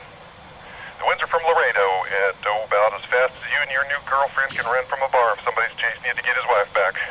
The sky's clear except for all the smoke. What the hell are those people doing out there in the parking lot in their RVs? IFR arrivals expect visual runway to the south is in use. Makes it an easy straight in for you Okies. Everybody from South Texas is already here. All arrivals of skinny white business jets coming here for business. Make sure to stay well away from the grandstand as you look just like some waterfowl that's in season right now. Put 2.76 into the little window on the thing that tells you how high up you are. And make sure to tell us when you first talk to us that you have information, Bubba. What do I do if I'm coming in for business? It's brilliant, isn't it? That's brilliant. Weather. It is weather, but what does it mean? Metar. Metar. Tarzan. You not tar. Meteorological aerodrome report or meteorological airport report. But aerodrome report. Correct. Right. Couple more now. What happens aerodynamically during a stall? We're only learning about this last Thursday. That program is already in use. I've completely pressed the wrong button.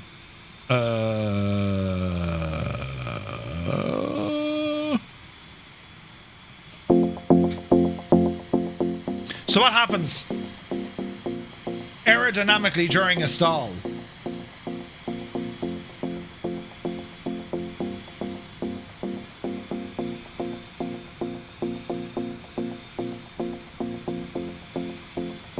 Toto hit the nail on the head, by the way. Meteorological terminal aviation routine weather report. Aerodynamically, you lose laminar flow. Air is equal, there is no lift. Don't sink. Kids get to stay up another 10 minutes. Your trousers fill up.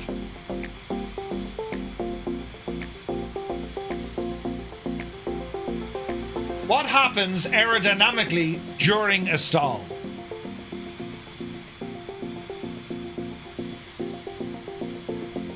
The wing does something. It exceeds something. Remember, we only spoke about this on last Thursday. Mr. 90, absolutely. Do you remember we spoke about the angle of attack? Right? So it's not necessarily due to your airspeed. It's the angle of attack in which you have in the wing its maximum lift capability. If you exceed that, the wing stalls. So it is when the wing exceeds its maximum angle of attack, aerodynamically you fall. Or stall. Well done! There's hope for us yet. He's man for the quizzes now. Great man for the quizzes, you know. I need to sneeze as well. Hang on. Yeah. No. Gesundheit, I sneezed. I had to sneeze. Wing exceeds, yeah, critical angle of attack. Yes, right. Now it's getting interesting. What is the standard climb gradient for instrument departures unless stated otherwise? What is the standard climb gradient for instrument departures unless otherwise stated? And I'll give you a clue. It's feet per nautical mile. Number of feet per nautical mile. Standard.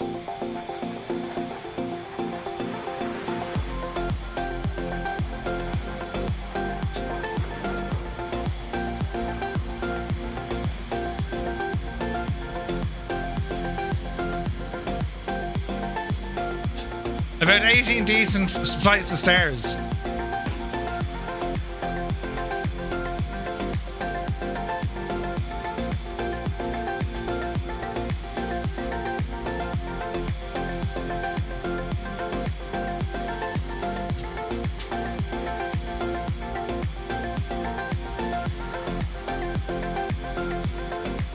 No one's got it yet.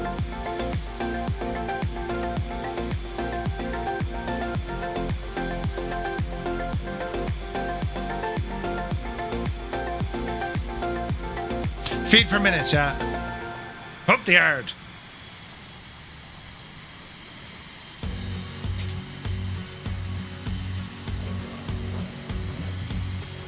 Eddie has it. Eddie doesn't have it. You have half of it, Eddie. Standard is 200 feet per nautical mile, which is about 3.3% gradient. That's mad, isn't it?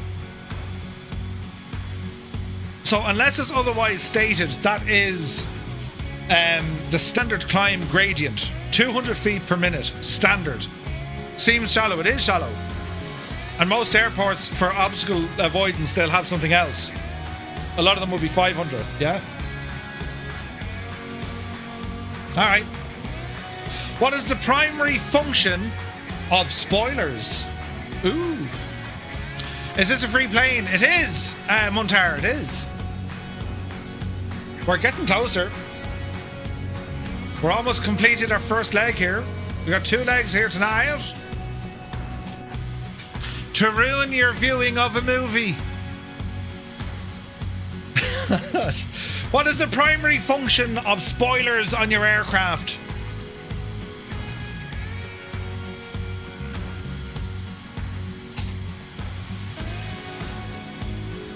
To slow down, to act as air brakes, increase drag. That's a technical response.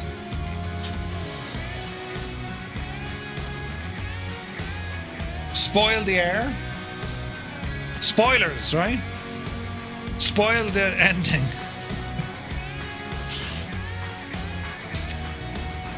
Reduce lift and increase drag. Spoilers, right? To spoil the airflow over the wing, yeah. Alright, good stuff. What is the ICAO standard rate of turn? What is the ICAO standard rate of turn?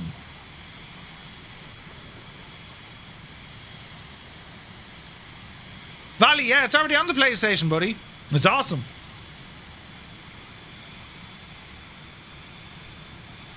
So what is the ICAO standard rate of turn?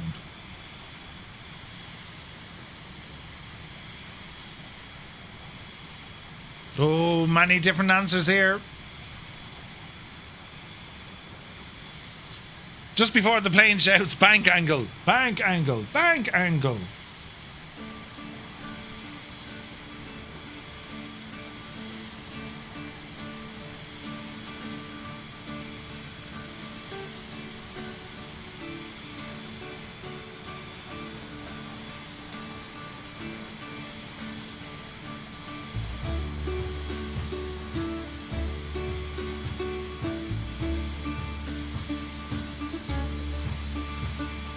Is it getting close? Your mama, 1 minute turns. 350 degrees in 2 minutes. 360. So the ICAO standard rate of turn is 3 degrees per second.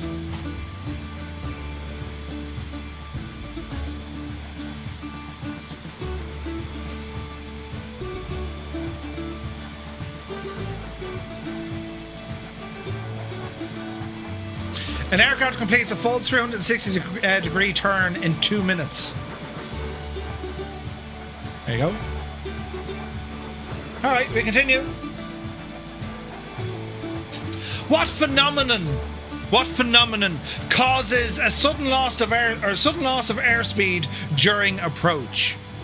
What phenomenon causes a sudden loss of airspeed during approach?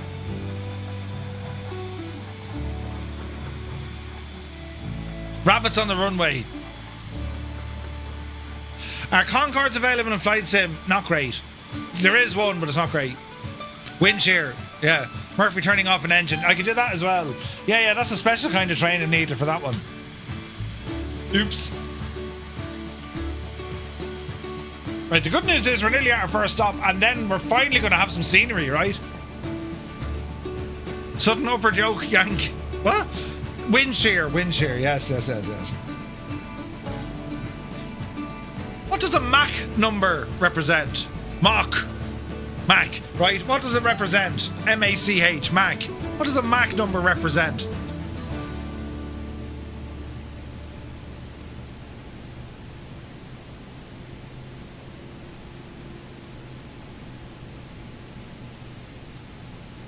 SR71 coming Thursday. Ooh, speed of sound, yes. Speed of sound at certain pressure. Speed below or above the speed of sound. The sound barrier. Hey, Piper, good to see you. Sonic Boom. Do you remember that? Street Fighter. Jesus. Yeah. That was a good one. Where is this now? Did I not? Oh, I did. Aircraft speed relative to the speed of sound. Right? Now here's one. You might get it, you may not. What is Coffin's Corner? They're making a new Street Fighter. Really? The number of blades in your razor. What is Coffin's Corner? Does anyone know?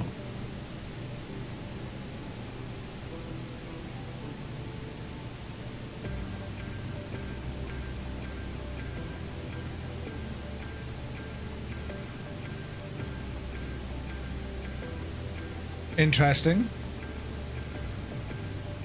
We have 106 gallons of fuel left on board.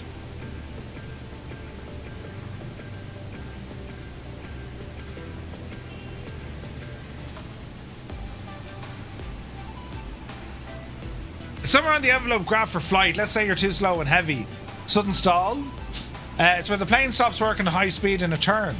When you're behind the power curve at high altitude.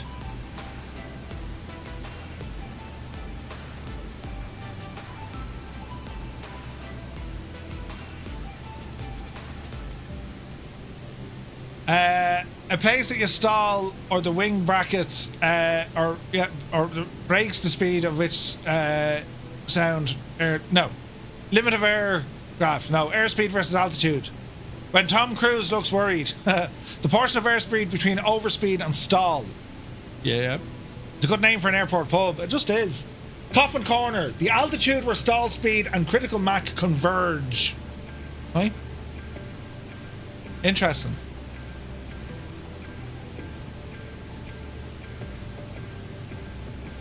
What is the primary danger of icing on wings? Why is ice on your wings a bad thing? What would it do? James Blair, man, looking nice in the old Tonka. Oop, with that. Weight, drag, unstable airflow, disrupted airflow, changes the lift.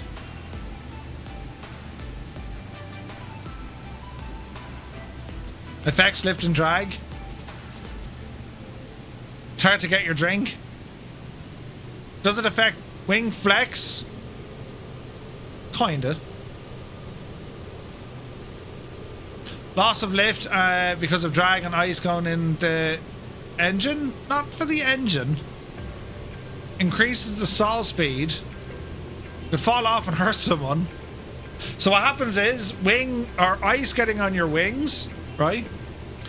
It's a bad day at the office. It increases drag and decreases lift, right? Weight and airflow disturbance, you can go with that. Reduced lift, increased drag, right? Now, what does SLOP stand for in oceanic operations? SLOP. What does SLOP stand for in oceanic operations?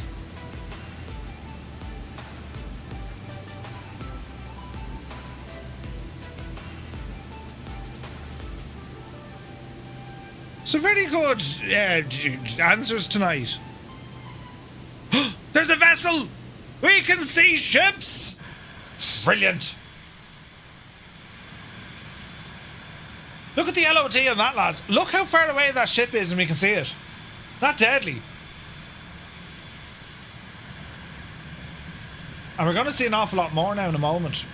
Like, look at the LOD. Isn't that deadly? That's what I see from simulations, man. That's friggin' class.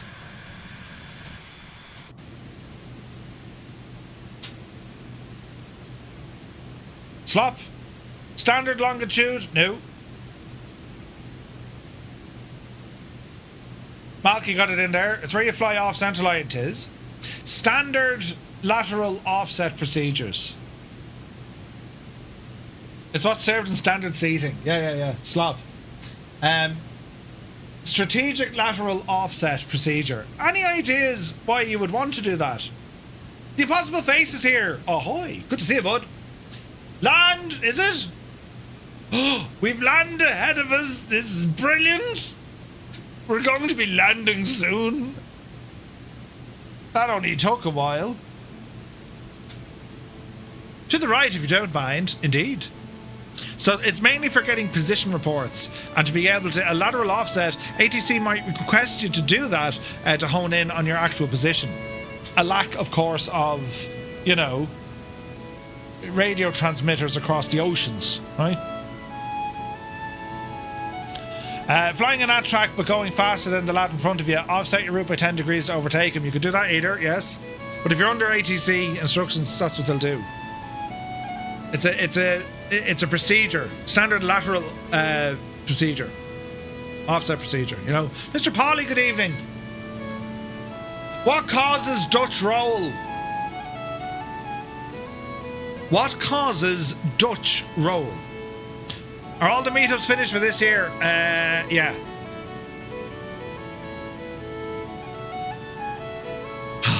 Pushing them down the hill. Good man, Muse.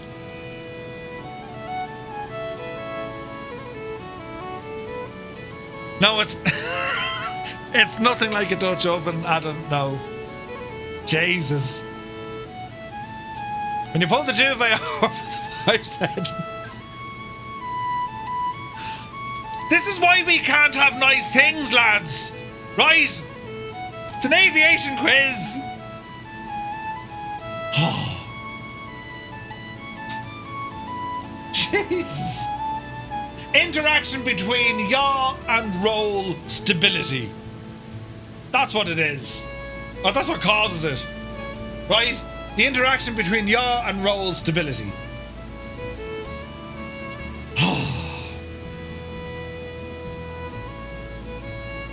A decent segue.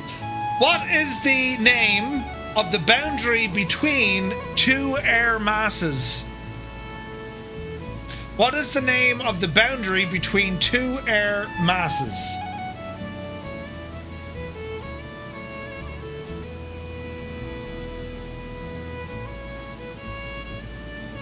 A front, yes, a front.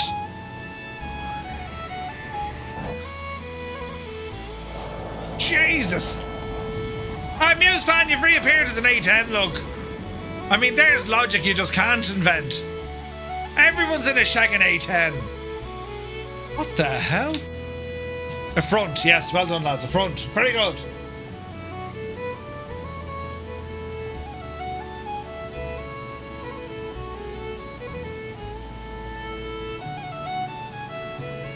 What systems prevent jet engines from surging at high angles of attack?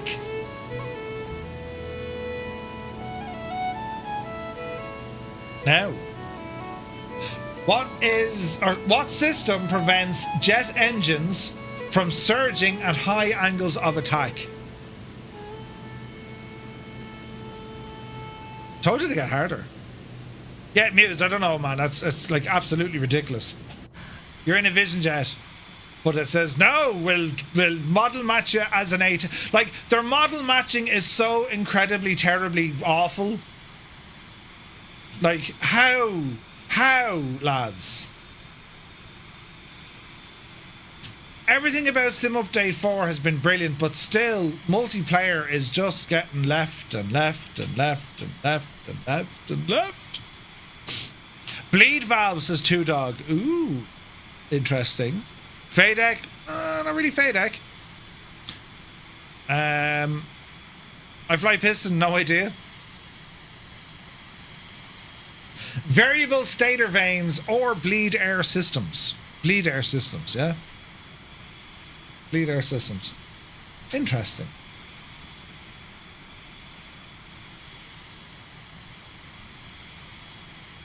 Okay. We're nearly there now. What is the main purpose of the stick shaker? What is the main purpose of the stick shaker? Right?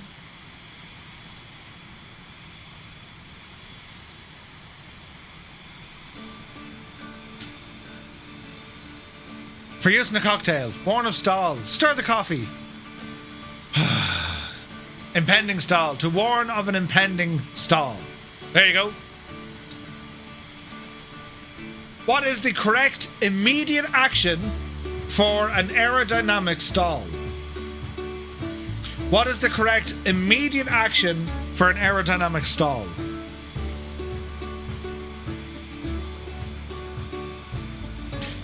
Now, you're saying nose down. What are you doing, though? Local aviator, good to see you, buddy. Are you a bit high there, Murph? No, I think the barrel's just changed.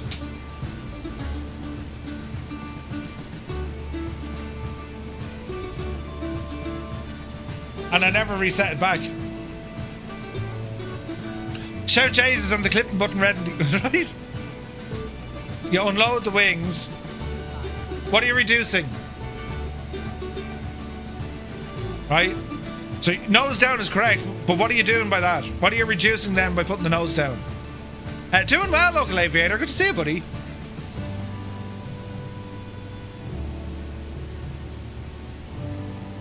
Reduce the airway. There you go.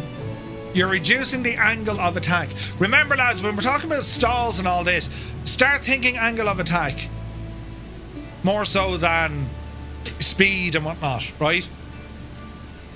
Yeah, get more air over those wings or under the wings. Angle of attack. Always go by angle of attack.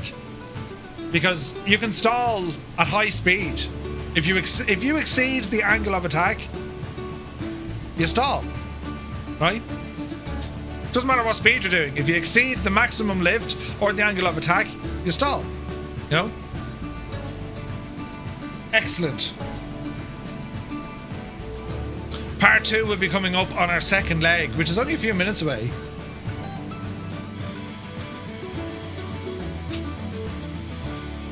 But like, why did it load in friggin' A10s? It makes no sense at all.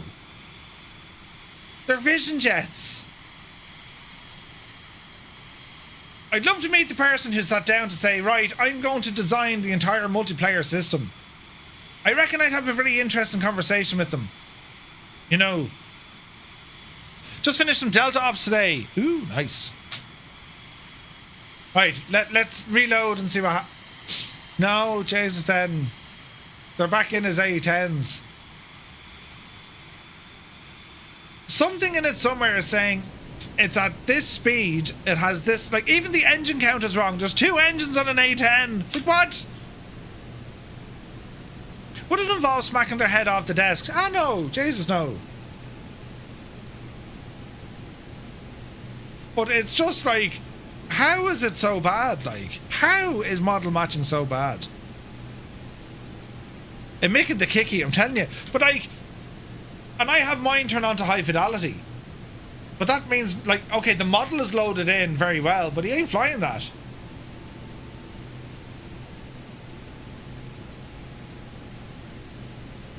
It's Heisenberg's uncertainty principle. Better you know where the player is, the less you know the model he flies. Yeah. Model matching for multiplayer was an hour. Like, how did they get it so wrong? You know what I mean? Like, who is in charge of model matching? Like, there has to be, like, the guy or the team. Because, like, what are they doing, like, on a day-to-day thing?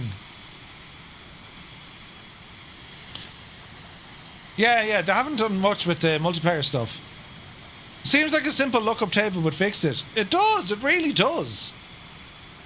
Or having, like, offline multiplayer would just be even better. And what I mean by that is, take it away from the MS servers. Let people have their own servers, you know? We can only live and dream, lads. Oh, wait, you want wrong? Wait, green boxes. It is green boxes.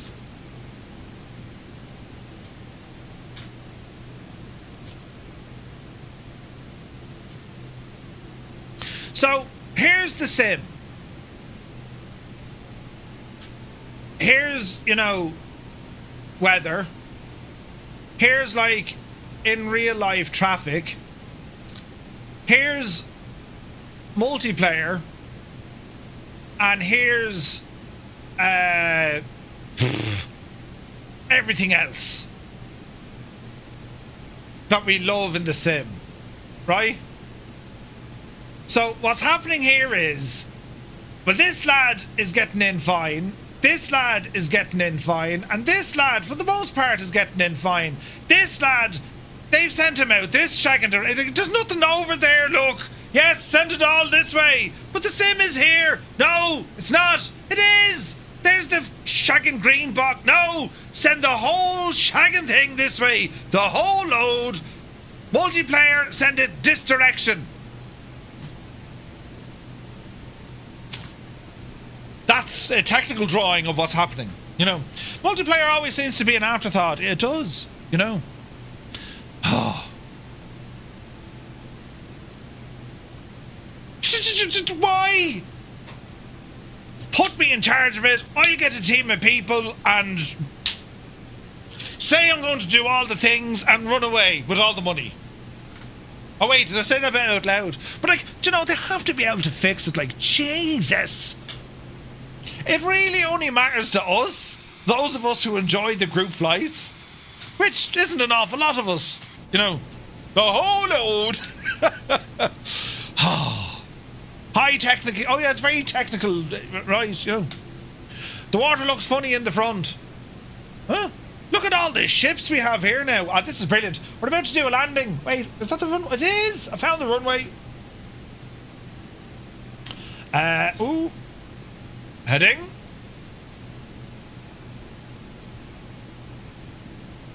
Roll a little bit over. Autopilot off. Auto throttle. Off. Easy now. Right, we're coming in for landing. Are we there yet? We're just about there. Horse up there, Pat. Brilliant. I know, they do care. It's not a case that they just don't give a shit. They've got other things to do. They do care, though. Like, I've met the team. I've met a good few of the Microsoft Flight Sim team. Like, they're very passionate about this. Very, very passionate about the sim. But it's just model matching is just like, they haven't got to it yet. You know what I mean? Right. Easy now, Jemima.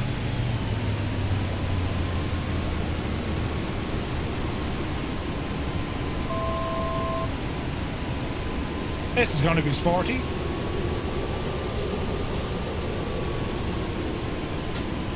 This is going to be very sporty. 500. 500. Is the Atlantic Airways A320 in it? I don't think so.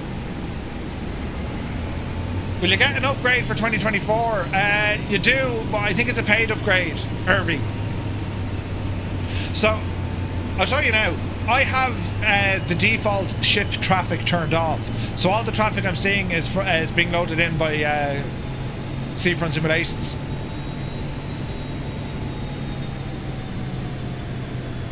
Alright, easy now.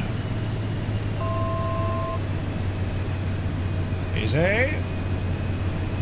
Hold the nose. Dreamy, sleepy, nighty, snoozy, snooze. Easy. Who was that? 777! Landing time log. Oh, keep it on the centre line. Oh, the wind. We're gone, Yaki Boos. Jesus. Sure, I landed in a tailwind. What did you expect, Murph? Alright. We're alive. All is well. So close to smashing the PC to bits. What happened, Dan? I find smashing it doesn't actually do anything. It hurts you. Oh, there's Mouldy. Where's the Mouldy? Go on, Mouldy, you devil, you.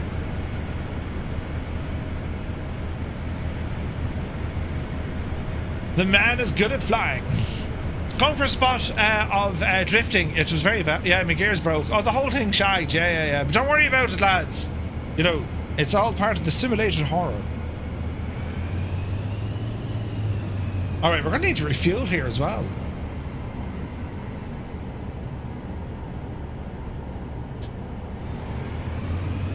All right, first stop of the night done. That took us a few minutes, didn't it? Jesus. What time of night? It's 8 o'clock. Oh, we're all right. I see a Christmas tree. Isn't it gorgeous? For a half an hour yesterday, the only thing I was saying to my kids was dreamy, sleepy, nighty, snoozy, snooze. Brilliant.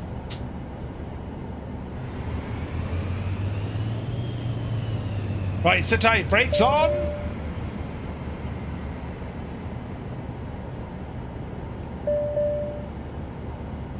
Jesus. And fuel off. Engine off time logged. The flight is finished. It has been monitored by OnAir. Nice. Right. Hello, OnAir.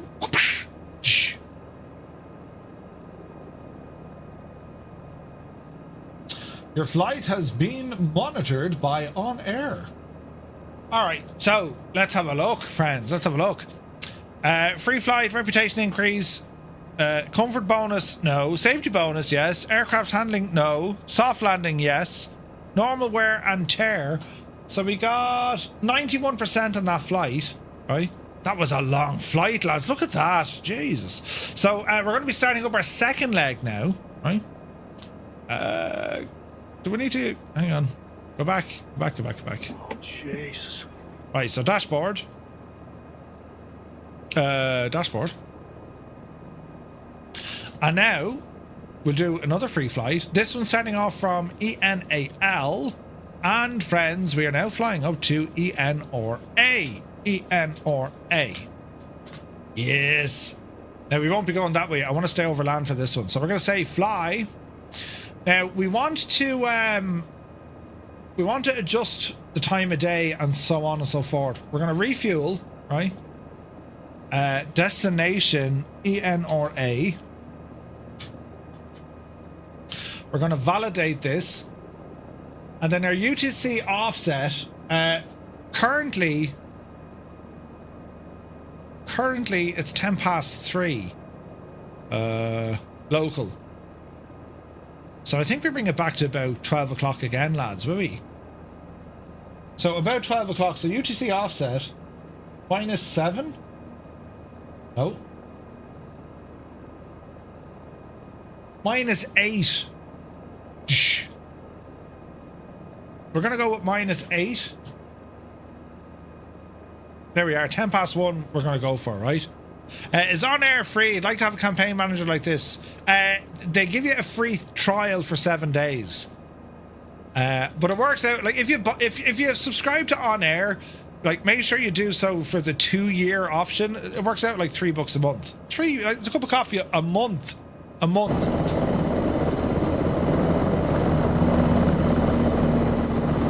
Right, I'm going to restart multiplayer settings. Online multiplayer. Like, it's on high fidelity. Simplified high fidelity, right? And we'll turn it off. Yeah, and we'll turn it back on again. Right. Now, we're going to get ourselves up and running here with a new flight plan. So, let us see. We'll go back. We're on our left screen. We'll go into flight plan. And we're heading now. Let me see. Remove waypoint. Yes. Remove waypoint. So we'll put in a new one. Add origin. Oh, Jesus. Add origin. So we're on the ground at ENAL. Enter. And we're heading up to ENRA. ENRA. Right? Now that's pretty much straight up the road. How is that looking? Because I kind of want to dip in a little bit. We'll fly this ourselves though. We'll keep it in a little bit, right? According to me, it's not correct how you do it. You have to press let me in at the top of the online company to participate in the event. Michael, correct and right. But what I've done, because I'm in Egypt, I broke our vial on the first flight. So I'm following their route, but I'm not doing so inside the challenge because I've already broken my stuff. Next Friday, though, we'll get a resupply and we'll continue on with it then. If that makes sense. But I still want to fly the route, and I know some of you guys are actually doing the challenge as well. Know what I mean? But I'm special. I broke the thing on my first flight. Could outpilot me. Right. Flight plan options, that's all grand. Go home. Aircraft systems. No, that's okay. Let us go to... aircraft systems. Landing gear... No, that's all okay. Status and info, that's all okay. Primary flight, that's okay. That's okay. Traffic, weather, TAWs, procedures, checklists. That's all fine. Now, I need to do my flight initialization. See? So, if I go to aircraft systems, status, fuel. How do we initialize the flight again? Here we go. Initialization. Fuel, let's go back in here. Fob sync. Next. Weight and balance is okay. Flight plan is okay. Takeoff data. Takeoff runway. We came in the wrong way, so we're going to go 24. 24. And that'll do. Right. Sweet. Map is in. Lovely herding. That's okay. Planes are best. That's quite okay. Right, so we need to take off the correct direction there now, and let's see what happens. So we continue on with what we're doing. Lights are looking good, and we'll start up this machine here now. So we'll go fuel on. Great sounds, man. Start. Your flight will be monitored until you land and shut down the engines. Roger.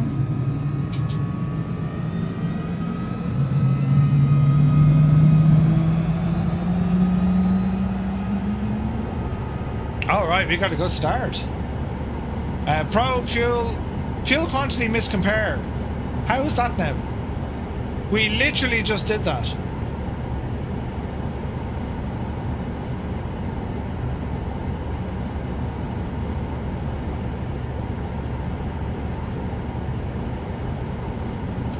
Okay.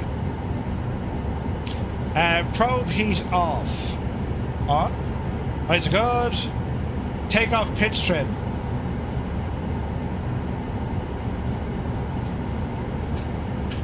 And loop. Riot. Are we ready? John FS, you're in a Phenom 100. Nice. Where if I picked up Seafront Global Shipping, loaded in, there's lots of ships. Yeah, dude, it's really good. It is good. From the quick kind of messing around I've done with it, it's very good. It's very dark. What time of day do we set this to? 1:15? Alright. Alright, I'll taxi up here to the right.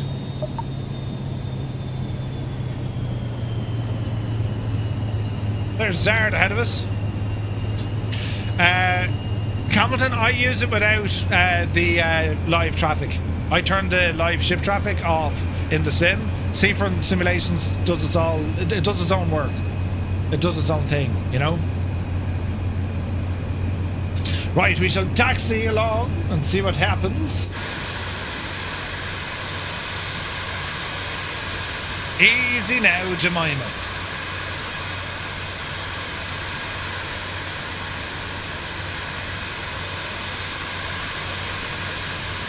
Colonel Fork, you have night vision goggles working in the bone? Nice. Does it work outside of the aircraft as well?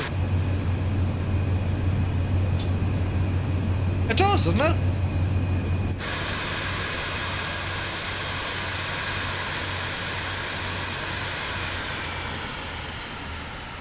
Okay, it's windy as a devil here. So we must be very, very careful. A flying whale, absolutely.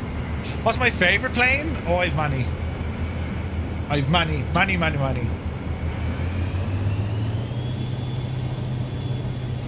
Alright. Yeah, 100%. It gets darker the further north we go, yeah. Alright. Lots of flaps to take off. Pitch trim is set.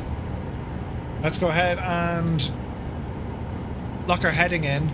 Altitude, I'm not too worried on this leg with the 300 foot restriction, lads, because I want to see some nice scenery on this as well, right? So we'll set an initial 4 and see what happens.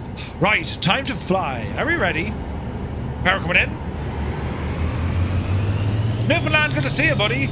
Another blizzard coming in? No way, man. Whoa, what happened to me pitch trim?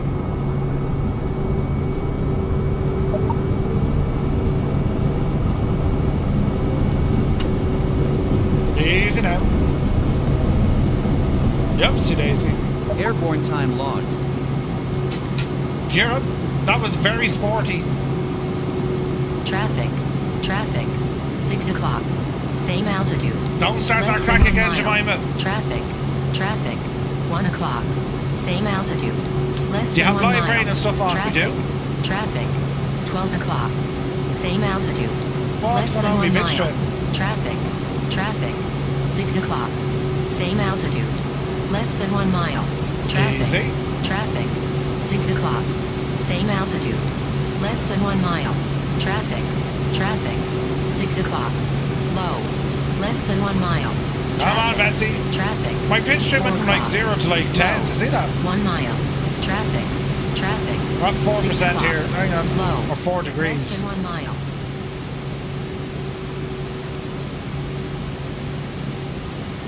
It's like it resets something in the plane, isn't it? Easy now, Jemima. Traffic. 2 o'clock. Low. Less than 1 mile. Come on, get the nose down. Surely there's a button to zero that.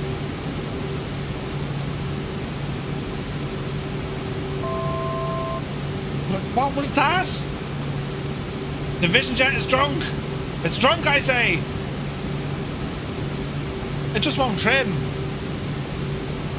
Did we break it? How is this so slow? Come on, Betsy. You can do it. There we go. Finally, the trim is done. What happened there, man? Right, let's have a look. The thing was just slightly drunk. Traffic. 6 o'clock. Low. Less than 1 mile. You need to pitch now, if you know it's good for you. Right. There is beer in the fuel. It's mad, isn't it? Oh, it does look good.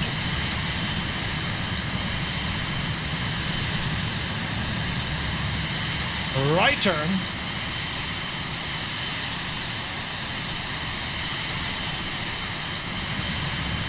Keep her coming.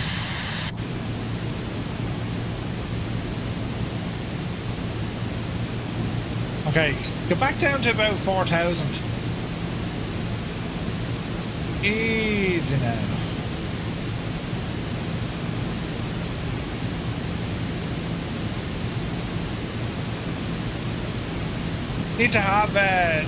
Need to find out what's going on. You got the hands of a 10-year-old. Wait, what? Shag off! Right, easy now. Get a bridge. Oh, look at that scenery. Okay, we want to pitch for 4,000. Heading onto heading. Autopilot engage. Vertical speed. Put it down the hill. And let it all just calm down a little bit now. That speed is going to come up nicely. And we're going to absolutely boot it. Boot it!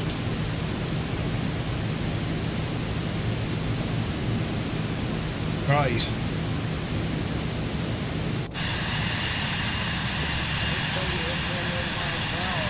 Got a couple of ships. Nice. Just Tom was with us.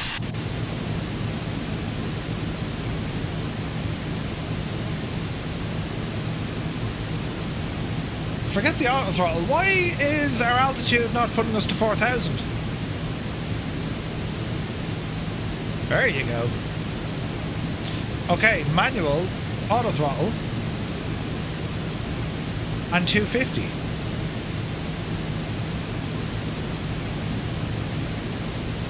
Alright, let's see what that does. The harbour of Rotterdam is well filled. Oh, sweet. Beauty, he says, if the speed is too slow. She'll pick up here now in a moment. It doesn't say auto throttle is on. Now she goes. Speed 250, thrust coming in. And we'll start pedalling up the left side here a little bit. Oh, this is very pretty, isn't it? This is very pretty scenery, man.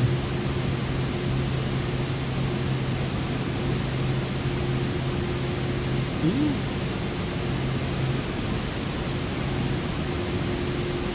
Right. We'll do one of these and then one of those. Oh yeah, look at that, man. We have boats.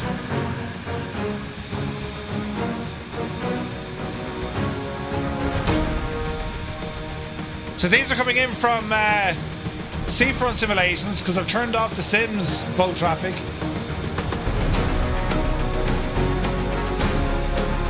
Nice.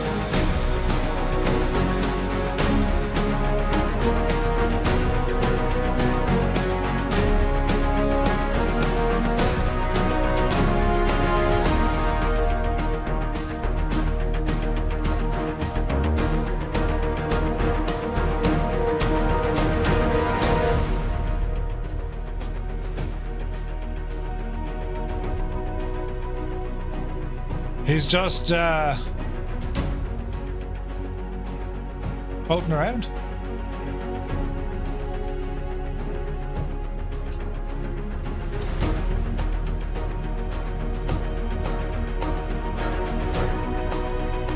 It's pretty cool, isn't it?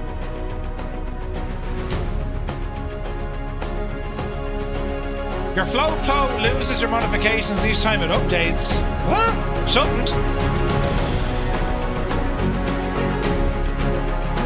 What do you mean by modifications?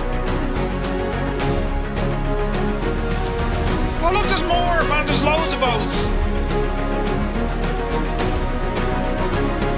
There's a ferry.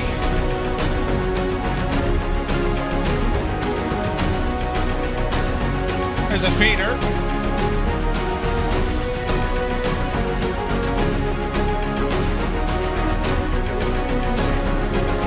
That's pretty cool, man.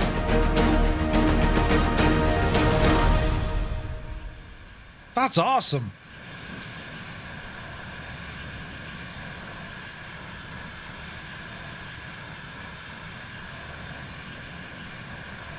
Your autopilot control, so it's losing your button bindings.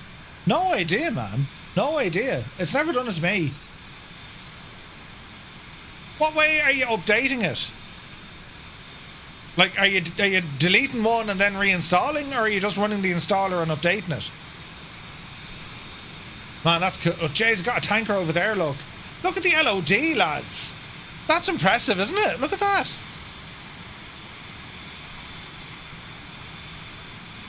Look at the LOD. It's insane. Jessica's here. Good to see you. Welcome aboard. It's like a trawler, that one. Man alive. The LOD on these ships is absolutely incredible. Gorgeous. Right, how are we getting on here now? Because, let me see. We're kind of going the wrong way a bit, so we're going to go left here, lads. Colonel Fork is miles ahead of us. Would this be better than the freeware global AI shipping? I would say so, Malky, yeah. Yeah. You can land on a lot of them as well. 100% you can. There's more over here, look. Yeah, it's 20 quid or something. Yeah. Looks great. I'm impressed by the I'm very impressed by the whatchamacallit? The LOD. It's pretty cool, man. Ooh.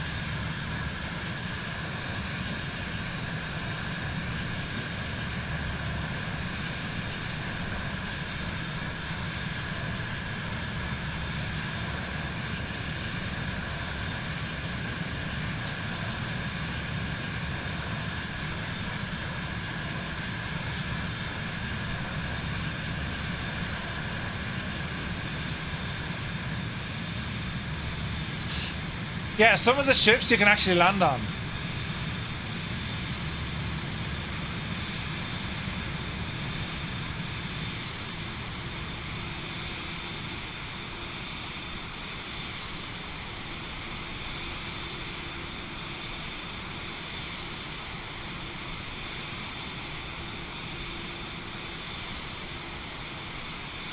That's pretty cool, man.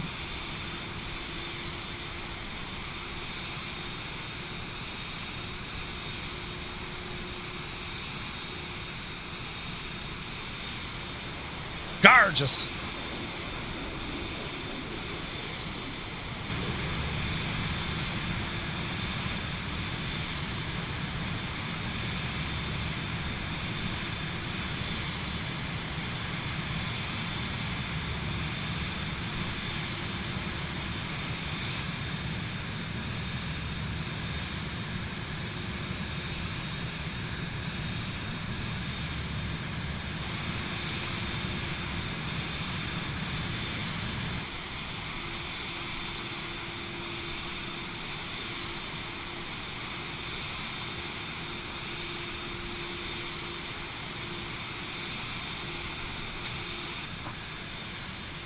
Oh, behave. Oh, behave.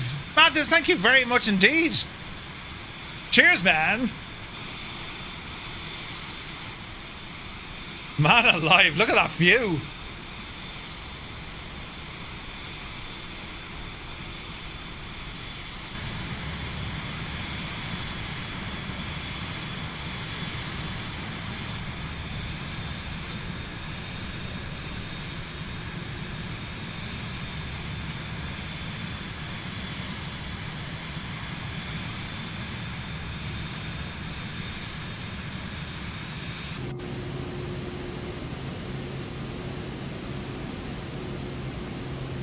Man, look at the view!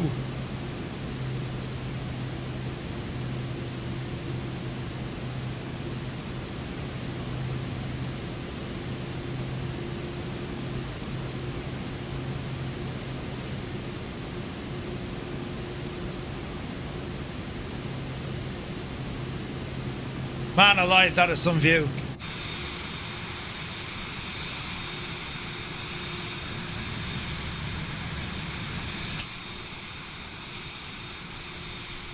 Absolutely gorgeous. So, quiz time. Are we ready, friends? So,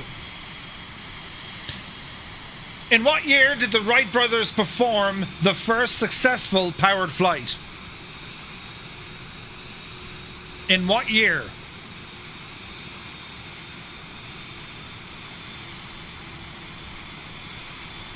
Bonus points for the date.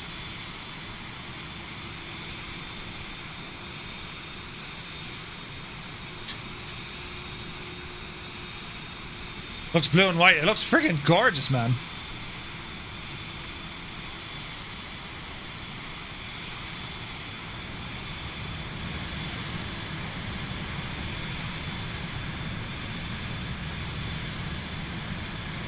Got more ships, man.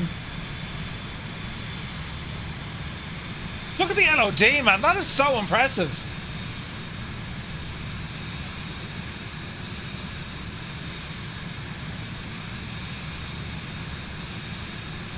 Idle cutoff. Oh, yeah. Look at the bridge. All right. It was December 17th, 1903. All right. Despite the name, what color are the black boxes? Despite their name, what color is the black box?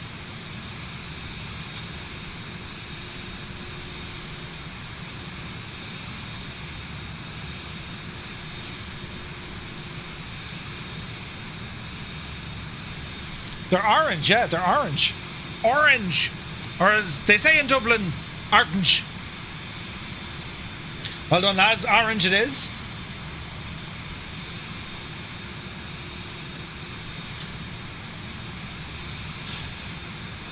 Which airline call sign is used for any U.S. Air Force aircraft carrying the President of the United States? Which airline call sign is used for any U.S. Air Force aircraft carrying the President of the United States?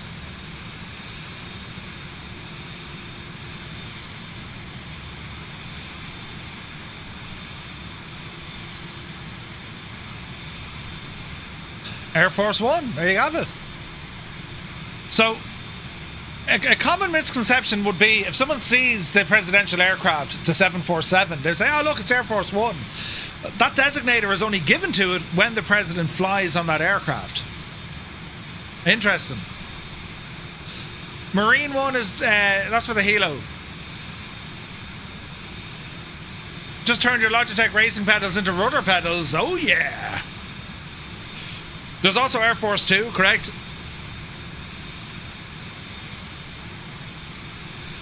What's it called when he's not in it? A 747.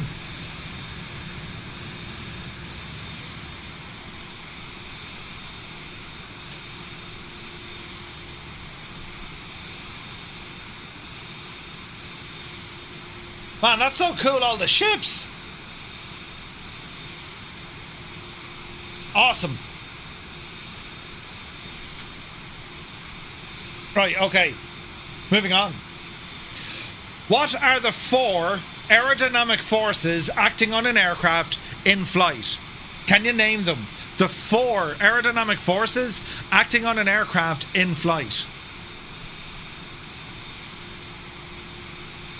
A Cessna 172 can be Air Force One if the president is on board. Yeah. Magic, magic, magic, and magic. Yes.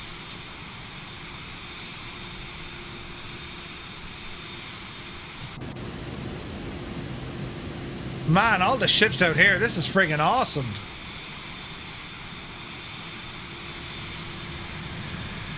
Ooh, look at this scenery. That's amazing.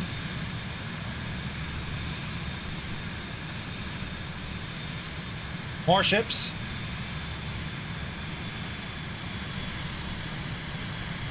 Very, very nice. Lift, drag, thrust, gravity. Another name for gravity, Northland there?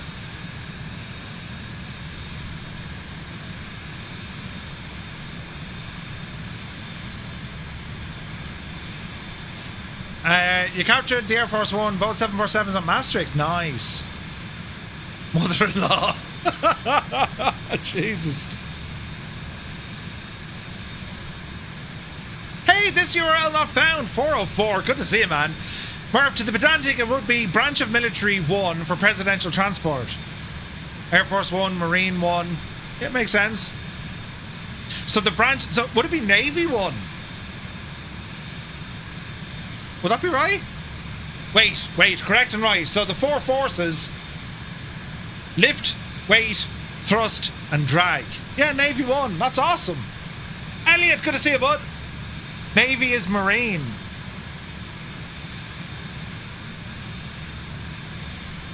Is Marine not Army? Navy is Marine 1. Army 1. Wait, yeah, that's the one Norton there. So if he's in a rocket, it's Space Force 1. I like that. Alright. In the NATO phonetic alphabet, what word represents the letter C? NATO phonetic alphabet, what word represents C?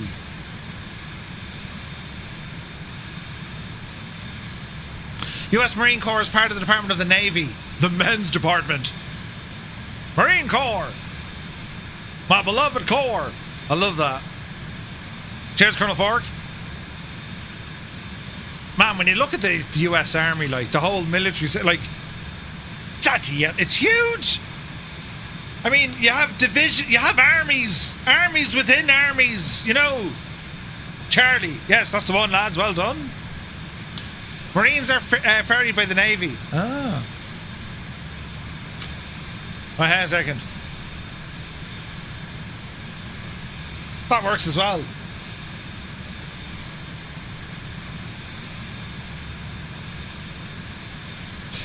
Which pilot famously landed US Airways Flight 1549 on the Hudson River?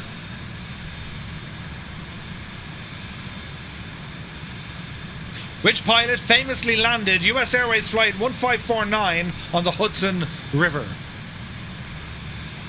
Two-Tone Murphy. Yes, I did! I did it in the sim! Look at all the boats!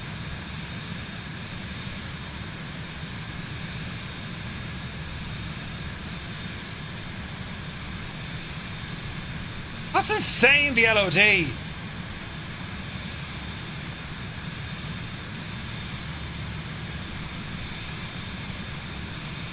It was Tom Hanks. Yes. Jesus, you can see them all the way out there, look. Look at the LOD, man. This is fantastic.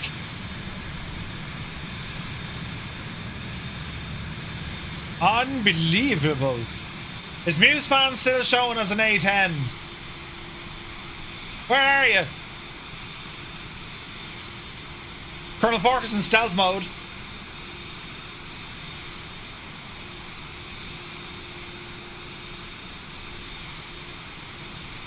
Muse, you're not even showing. Oh, wait. No, you're not showing at all. Oh, Jesus, there's buttons. Deblaze! There's Muse Fan in the Enchanted Vision Jet Stealth Edition. I mean, it cost a fortune, that stealth technology. Stealth invented by the Irish. We sold it first to the Romulans and we weren't using it. And now Muse Fan has it. Brilliant. Jesus, we just got 10 gifted tier 1 subs with thanks to Deblaze. Thank you very, very much indeed, lads. If you got a tier 1 sub with thanks to Deblaze, do be sure to say thank you. What a legend. So the answer is Captain Chesley Sully Sullenberger. Or Sully, you know. Which aircraft manufacturer produces the 737? Yeah, I'm still using reshade, yeah. That's reshade off. That's reshade on.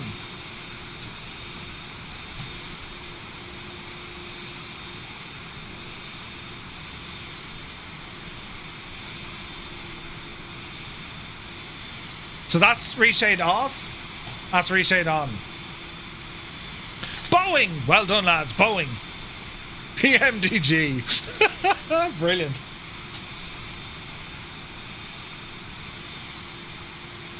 What is the standard language used for aviation communication worldwide? What is the standard language used for aviation communication worldwide? Meow. Jesus, there's more. What's going on?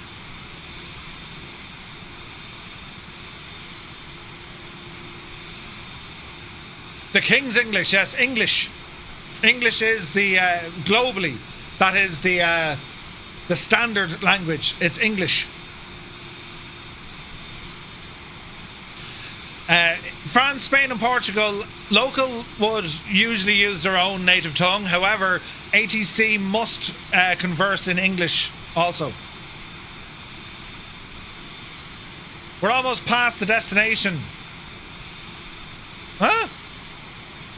No, we're not. We're 200 miles away. More. Right, lads. How many decks, floors, does the Airbus A380 have for passengers?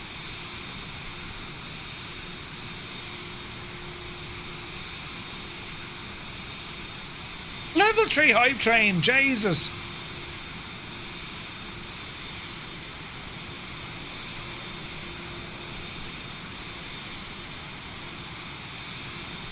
Some good answers coming in.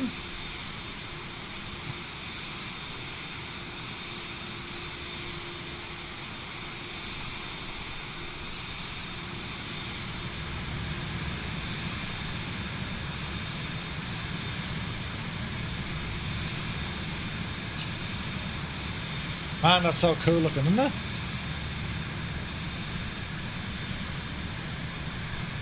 quiet. How many decks does an A380 have? The answer? 2. 2. It's the only double-decker commercial airliner.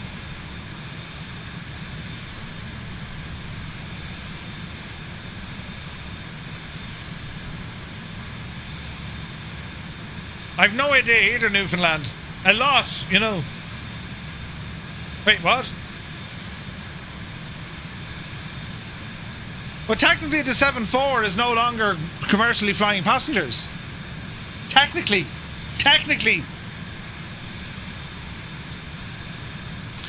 Not only that, right?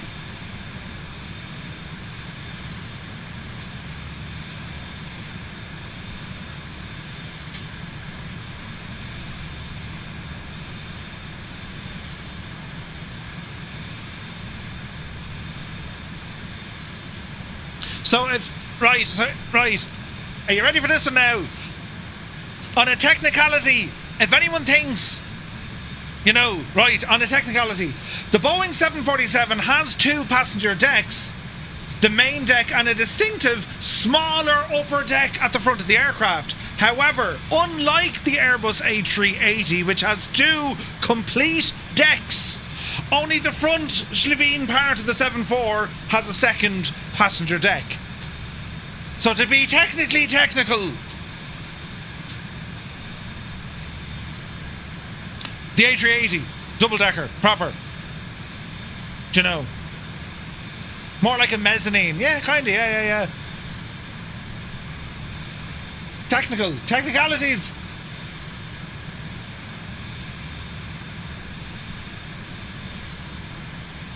Which flight control surface controls the yaw of an aircraft? What flight control surface controls the yaw? Granny flat. Yeah, it's a granny flat. 84,000 pounds each. Jesus, Newfoundland.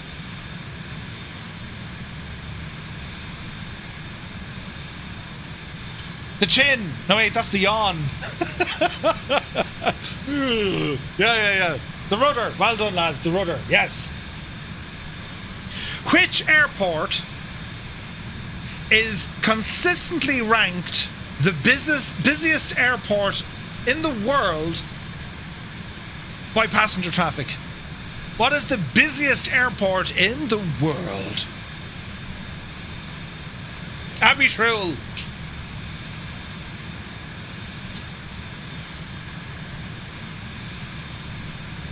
PQ, good to see you, buddy. Welcome in. Sligo.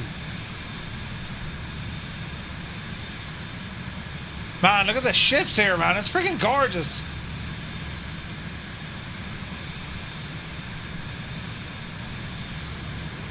Whoa.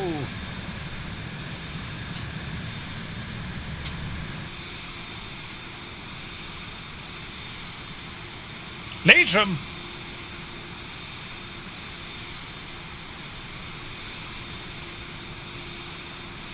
Atlanta, Georgia. Fact.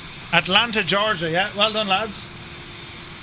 Hartsfield Jackson, Atlanta, Georgia. All right, here's another one. What major international hub uses the code LHR? Lima Hotel Romeo.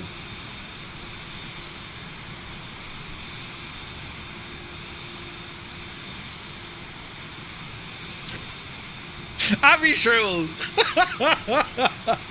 Brilliant.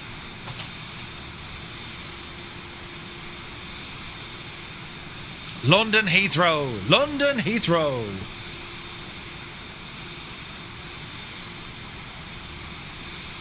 All right.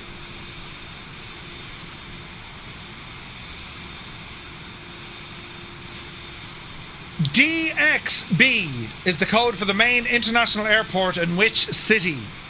DXB. Hey, Phantom Diablo. No computer, 2 months now, having to take scan to court, which is going to take months. Jesus.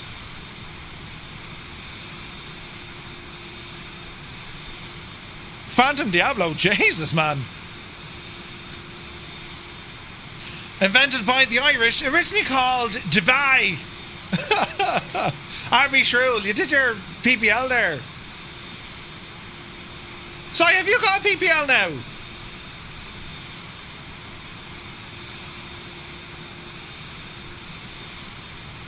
Man, that looks pretty good, doesn't it?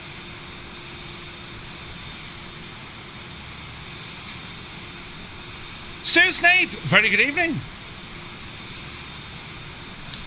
Oh, behave. Well, how much? Thank you for your bits. Very kind of you, sir. We've more ship traffic. Jesus. Would you look at the state?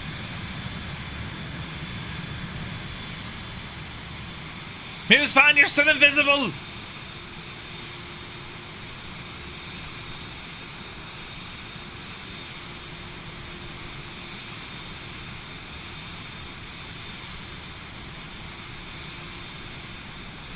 Oh man.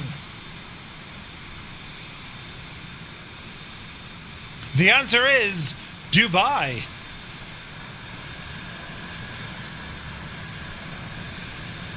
Dr. Notham.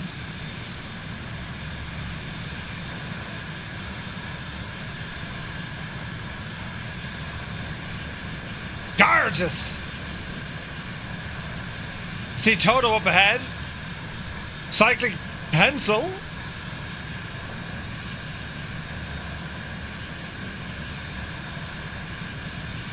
What's Colonel Fork flying? Are you in something terribly fancy you can't tell us?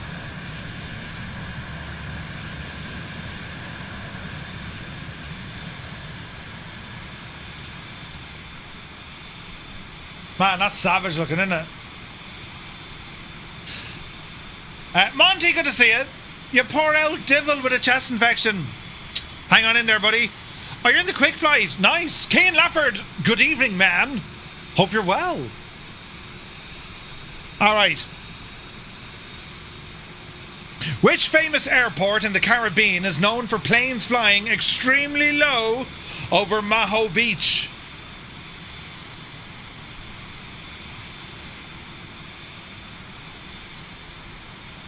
Fly a little bit closer, Muse. Just see if that does it.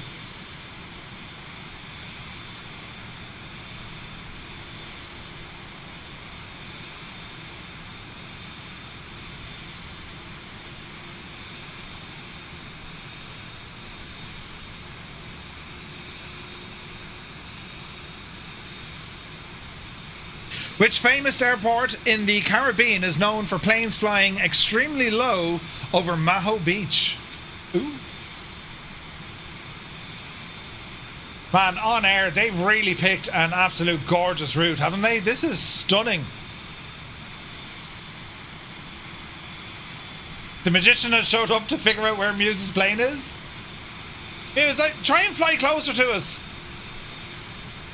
Or he's quit raged, fired the controller at the television and said, I'm going home.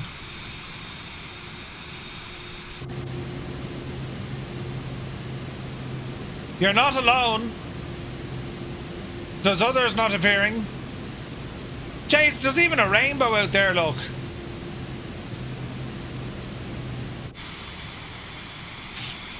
Gorgeous. Princess Juliana. Princess Juliana.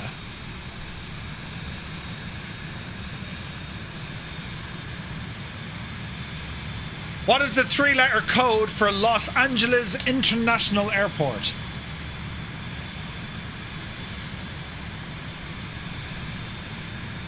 It seems that Muse has mastered the art of invisibility. All the shimmering on the water and in different areas, is that the way it's just coming through on the stream, or is it because you're running 4K? When you say shimmering, ooh. Is it shimmering now?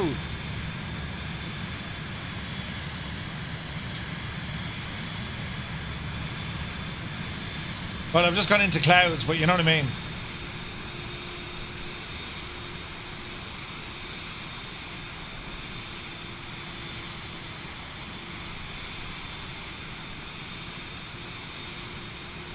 No, what it could be, if they're shimmering, right? Do you know what it could be? It's 4K. It's whatchamacallit? Reshade. Because I'm using sharpening.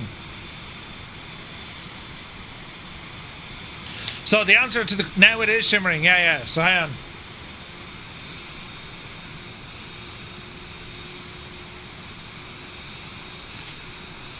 That will possibly fix it.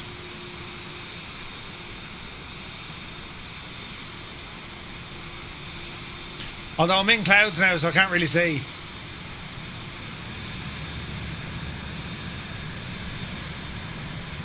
Alright, how are we looking now, lads? Shimmering?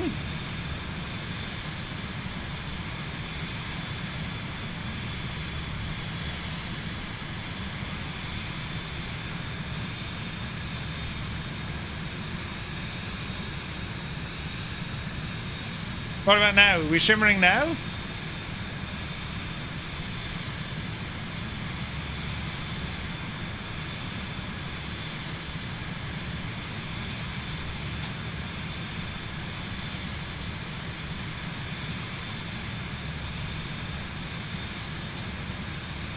Yeah, one of those things. Not too bad now. Okay, so yeah, it's one of the sharpeners I'm using. So like, there's like clarity I'm using here.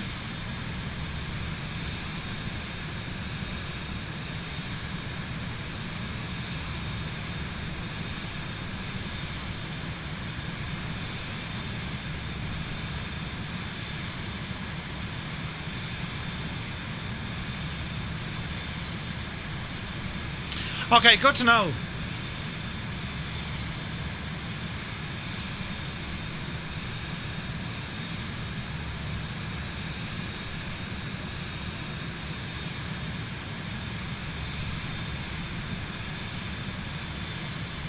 I've no shimmering on my screen, so we should be alright. I hope. Alright, so that was LAX. Are we ready for the next question? Which Japanese airport was built entirely on an artificial island in Osaka Bay? Zoom official, good to see you. We're heading up to Echo November Romeo Alpha.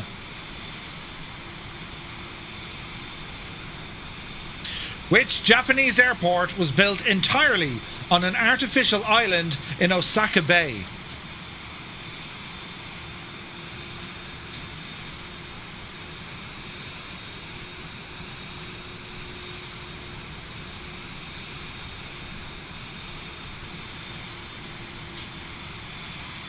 Winkle Gossler has it.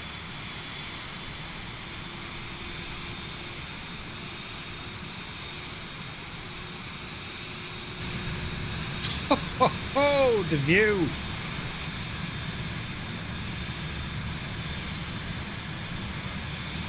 $420, good to see you, buddy. Your pal helped make that airport. No way, Tarnish, really? Jesus.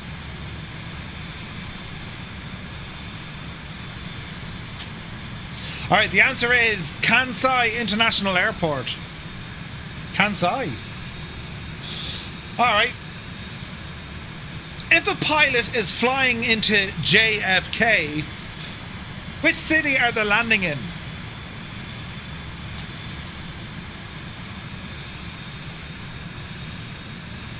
RD. I'm going to wait for Adam. Refuel, also known as JFK. Refuel. Brilliant.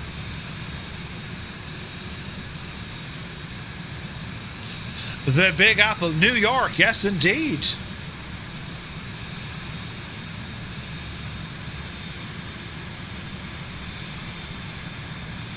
New York. That's it, guys. You got it. He was born in the Shrewl. They named the petrol station after him.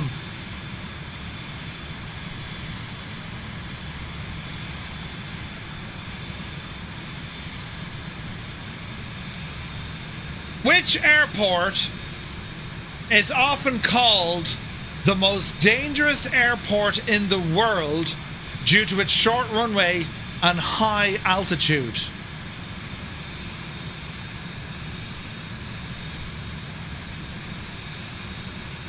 You can get your pictures taken with a cardboard cutout.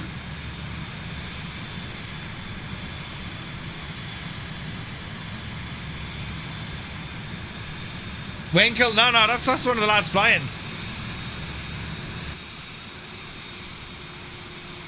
Oh man, look at that.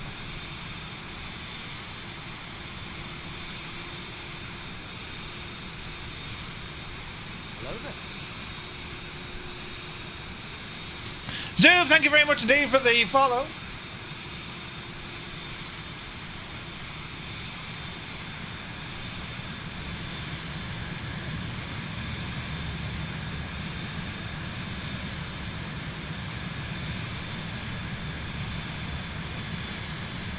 There's a container ship over there.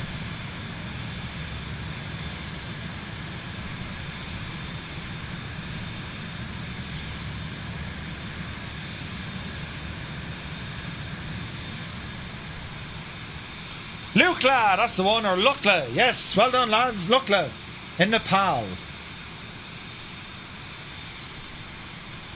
What is the main international airport serving Paris? What is the main international airport serving Paris?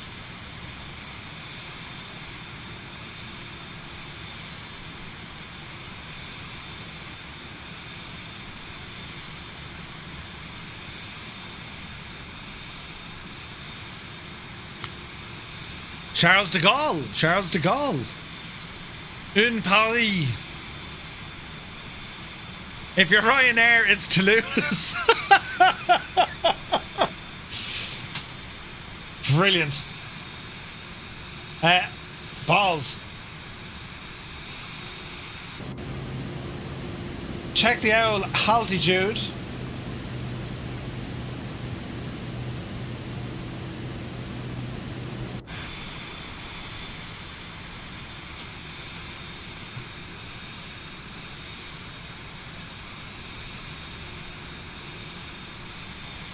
Charles de Gaulle, that's it, lads.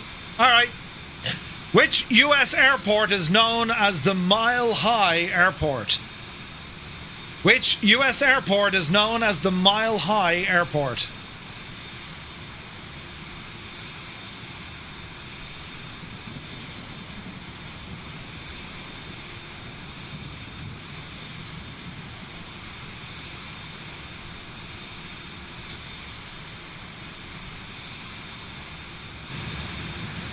Man alive, look at what we're flying into. Look at that wall that we're flying into. Jesus.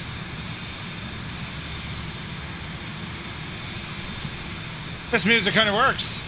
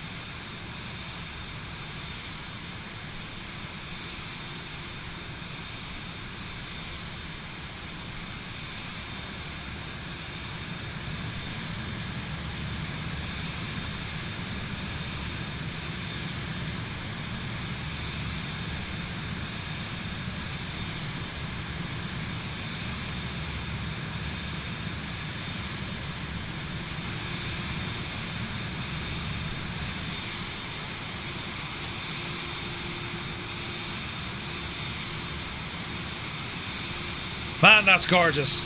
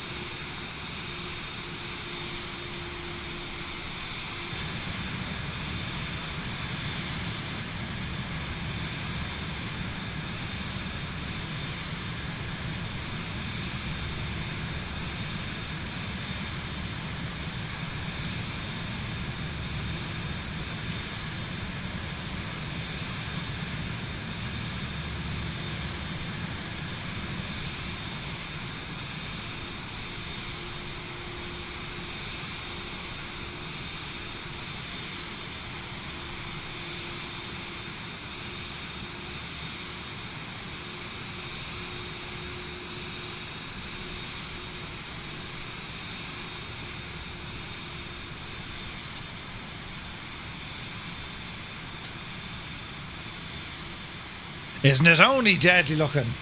The state of the sim, lads. The state of it. We're on the Southeast Asian server. So the Mile High Airport is, of course, Denver in Colorado. Denver, Colorado.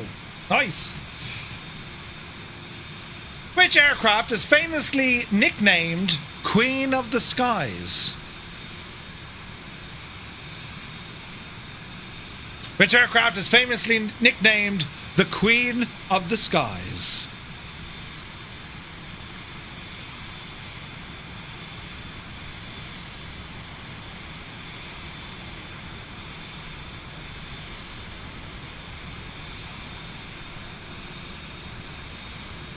I think we're okay for terrain, you know. I hope we're okay for terrain. We'll find out now in a minute.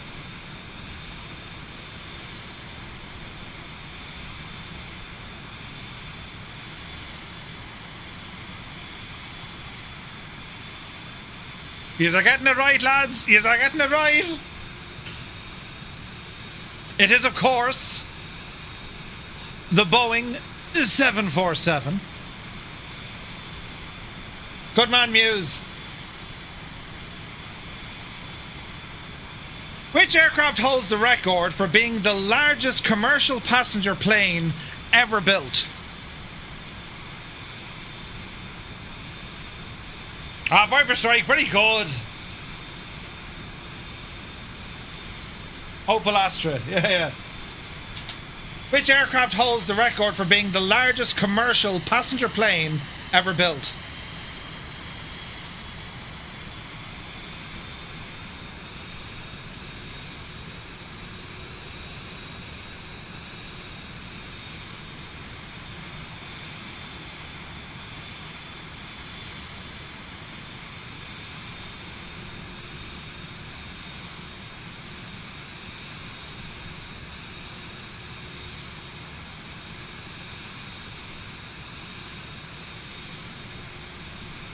The largest commercial passenger aircraft.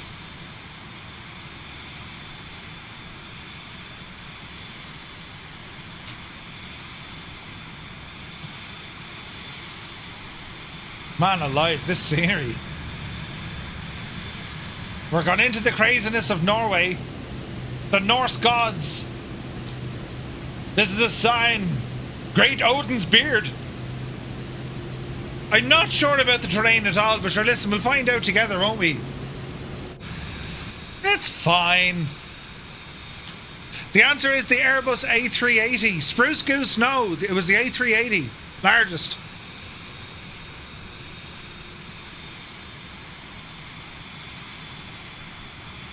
Can you name the aircraft that has a nickname, the Dreamliner? Can you name the aircraft that has a nickname called the Dreamliner?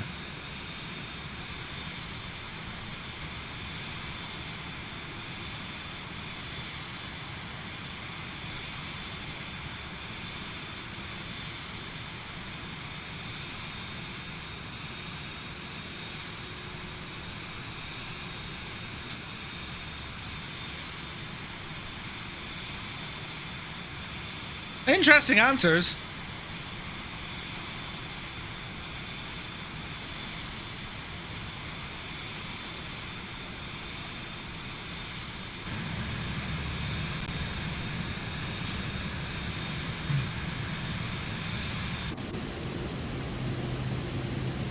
Outside air temperature is -1.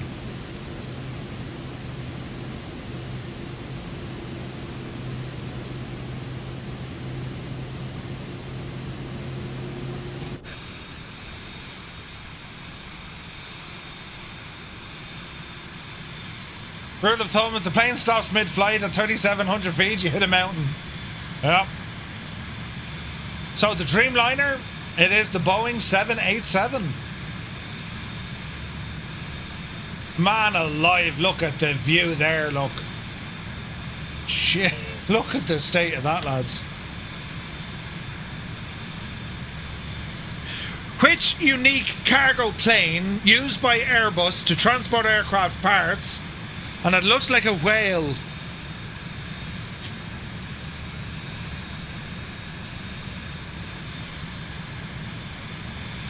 Great flying. This is great flying country in heli, right? I suspect we're going to be introduced to the ground here fairly soon.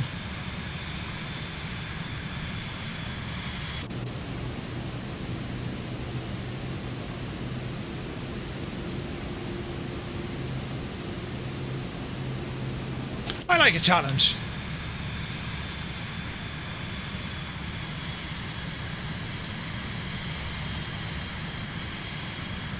So it's an Airbus, yeah? Airbus.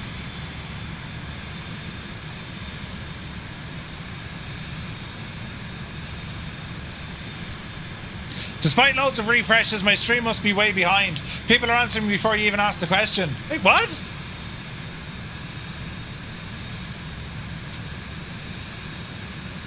It's alright, Muse. I'll let you answer the next question. You'll get this, you know. What dog? Good to see you. The Beluga, yes.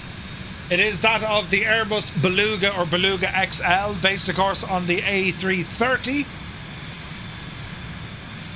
And they made it look like a whale. Same here. Really? You just need to refresh. Just answer RD, you'd be grand. Yeah. Okay, here's the next question. RD, come on, Muse, you got there. Right. How many engines does the strategic bomber B-52 Stratofortress have? How many engines does the strategic bomber, the B-52 Stratofortress, have? How many engines, lads?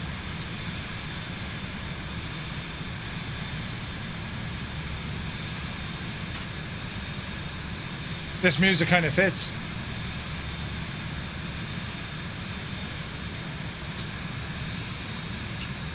Has all of them.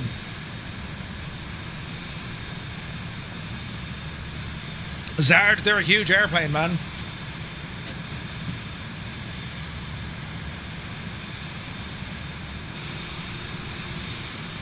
Man.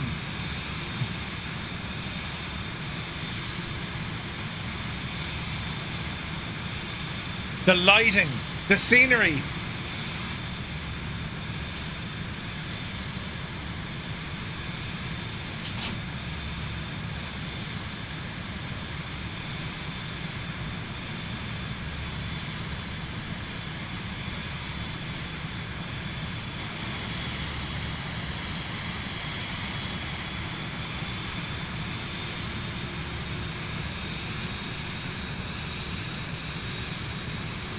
Hamilton, there should be a retry on that, buddy.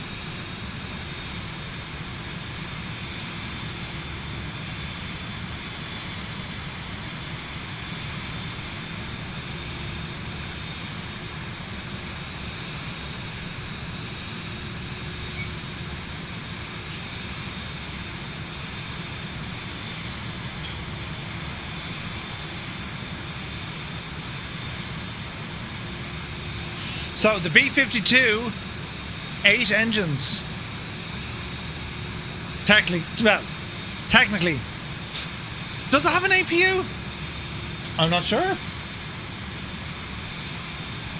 Which Canadian manufacturer produced the C or J series of regional jets? Which Canadian manufacturer produced the C or J series of regional jets? We're flying towards a mountain.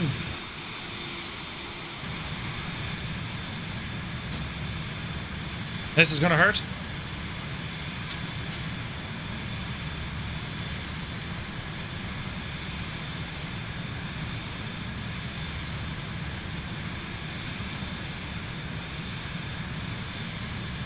Look at this big eater.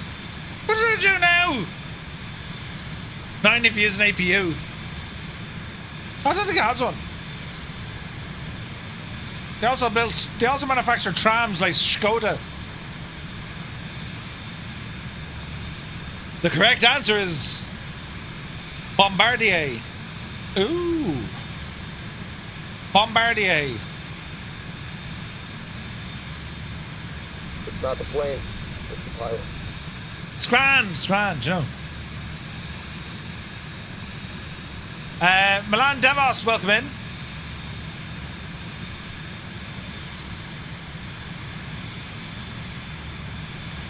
Can I get a refund?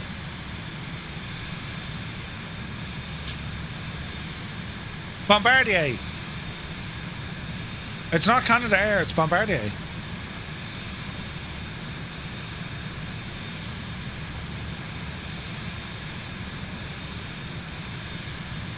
There we go. Next question. What is the distinctive wing shape of the Concorde called? Kelly Price, good to see you. Yeah, Vision Jet's cool. It's cool. So what is the distinctive wing shape of the Concorde called?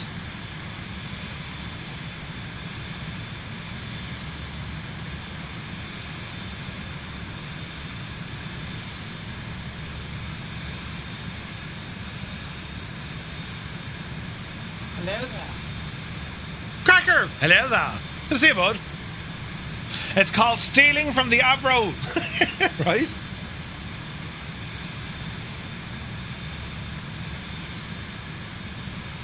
A delta wing. That's it, lads. That's it. All right. The A220, originally designed by Bombardier, under what name before Airbus acquired it?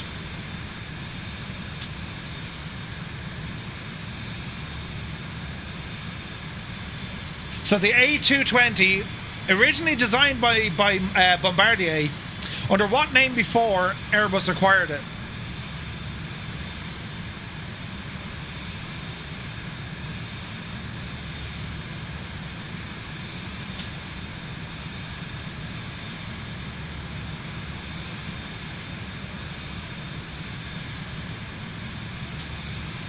My playlist is all mad tonight.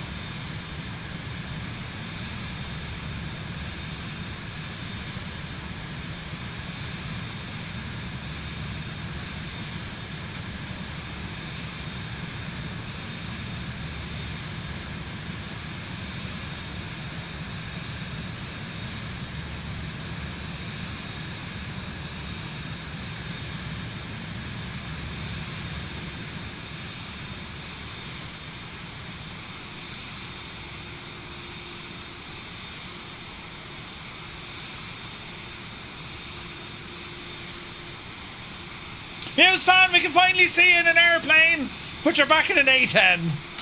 Oh no!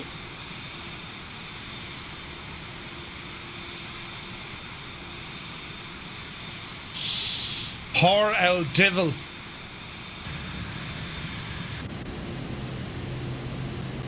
C series. So yeah, it was classed as a C series.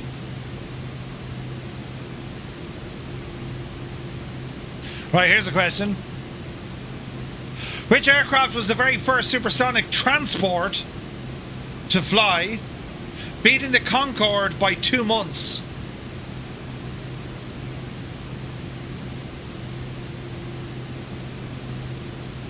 Which aircraft, the very first supersonic transport to fly, beating Concorde by 2 months?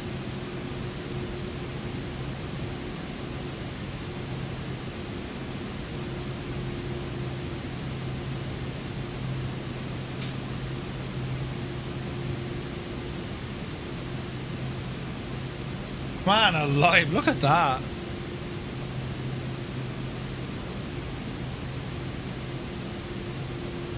Ah, yes. There's some tunes.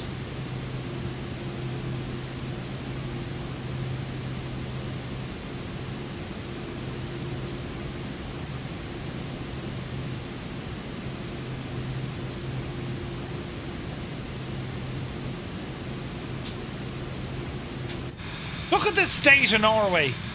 It's absolutely gorgeous.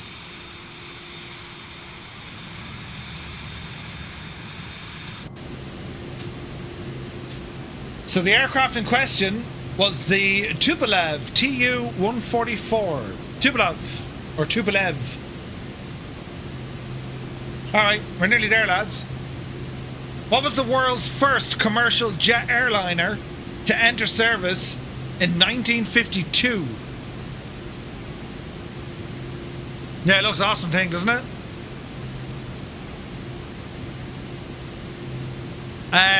Hamilton, I would start in Cumulus just to give you a chance to learn all this stuff. Definitely.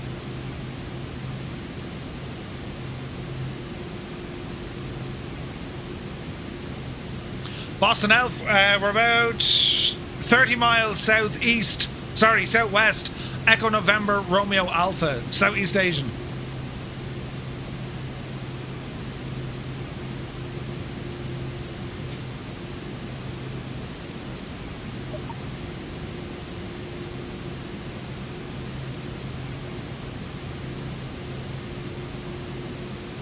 Yep.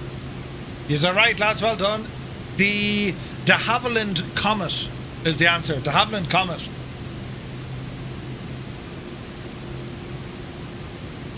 Which airline currently operates the world's longest non-stop commercial flight? Which airline currently operates the world's longest non-stop commercial flight?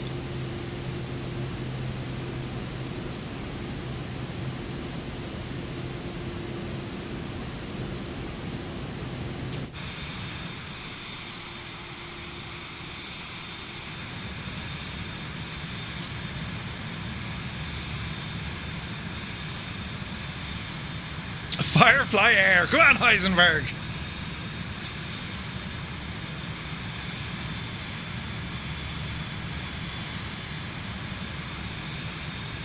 It flies out of New York City.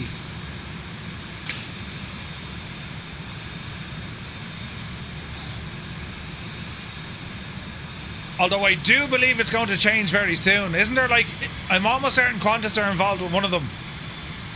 The information I have, it is that of Singapore Airlines, which is flying JFK to Singapore. Now that could be now slightly out of date, right? Because I do know there's, I think Qantas are doing something. Man, look at the clouds.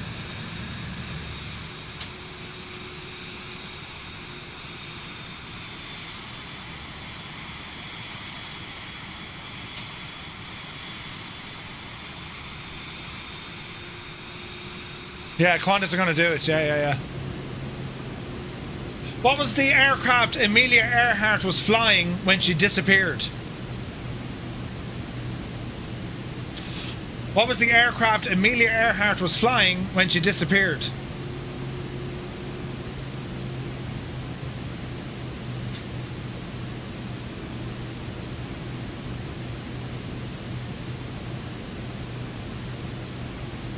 Muse's Vision Jet?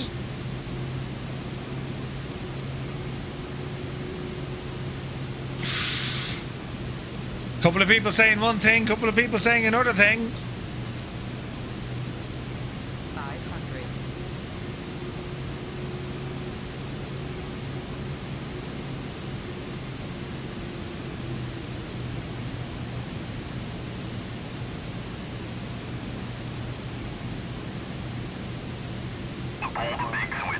Oh, Captain Norse, welcome in. Thank you very much indeed for the raid. Welcome in, Raiders. You join us. Allow myself to introduce myself. You join us as we're about to get in trouble. We're going to be landing shortly here in Norway. We took off from the Faroe Islands tonight. Here in the Vision Jet, flying the OnAir Christmas Challenge. Man, that was low.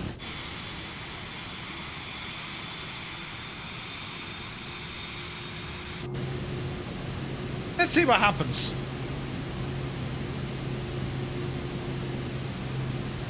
So it was a Lockheed Electra. That was the aircraft, a Lockheed Electra. Alright. Which aircraft holds the absolute speed record for a manned air-breathing jet?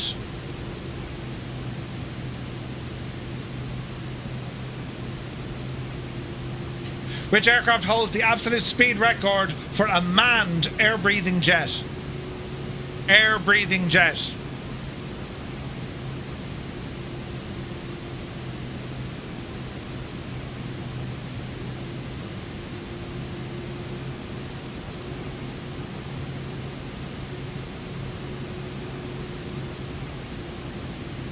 Tom Cruise, right?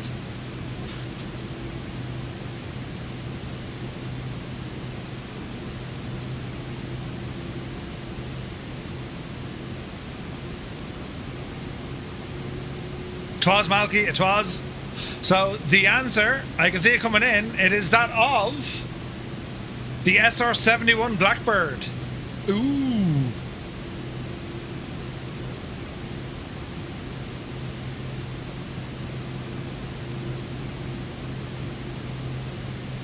All right. Which airline is the oldest in the world still operating under its original name? Which airline is the oldest in the world still operating under its original name?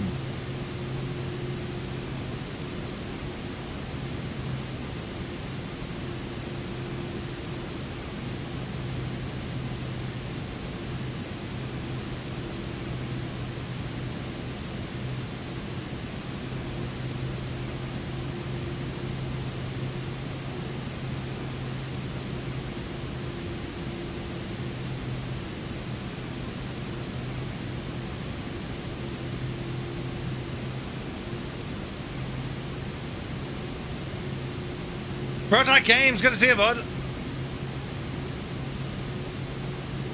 KLM, the oldest, with the same name. It's KLM.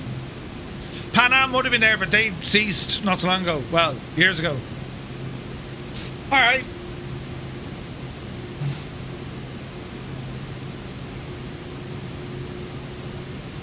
In 1986, the Voyager aircraft was famous for doing what? In 1986, Voyager, or the Voyager aircraft, was famous for doing what? Flying, Lear. Yes, yes.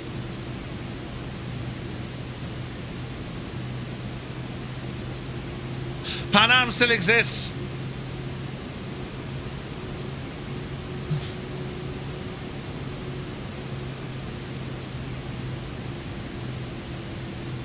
It actually came back. Was it this year or last year we saw Pan Am? They chartered aircraft to fly.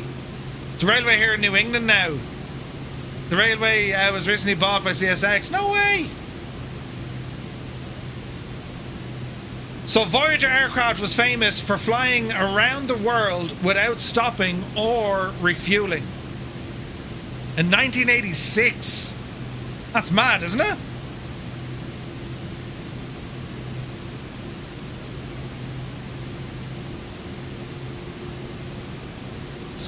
Alright, we're nearly there. What gas is typically used to inflate commercial aircraft tires to prevent combustion and ice?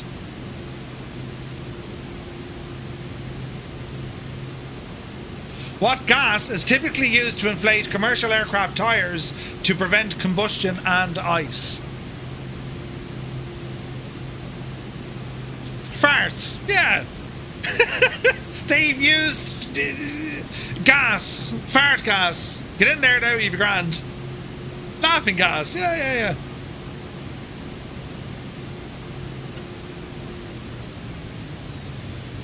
Easy now, Jemima.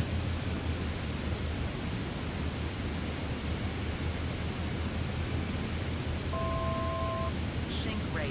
Sink rate. Pull up. Pull up. Pull up. Pull up. You're all right, Betsy. Pull up. Pull So it is, yeah, up. it's nitrogen, liquid nitrogen. Pull up. In aviation metrology or meteorology, what does CAV-OK stand for? CAV-OK or CAVOC? Sink rate. Sink rate. What does CAVOC stand for? Aviation 1001, good to see you, bud.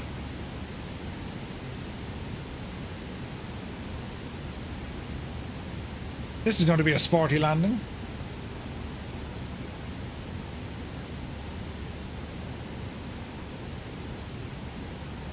Ah, she's grand. Yeah. Easy now.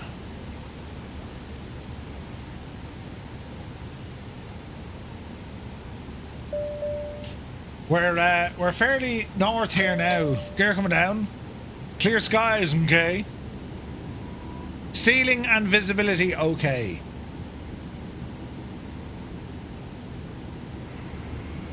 Cav okay. This view is far from Cav okay, I agree.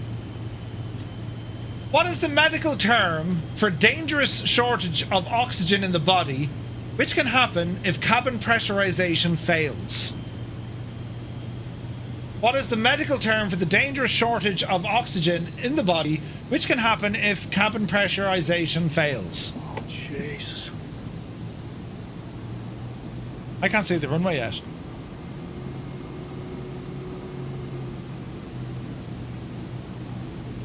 Hello? Henry, welcome in. Thanks for the follow, dude.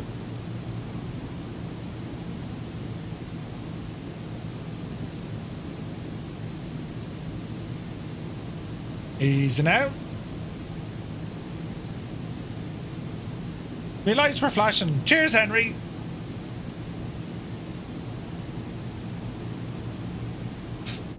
Man, the weather really turned here, didn't it? Ooh. Outside air temperature -1. The medical name is you're screwed, yeah. Hypoxia, yes. Okay, and our last question. You ready now? What does the acronym ETOPS stand for? ETOPS. Irish Gav is here, good to see you, bud. Welcome aboard. Oh, we're getting starters.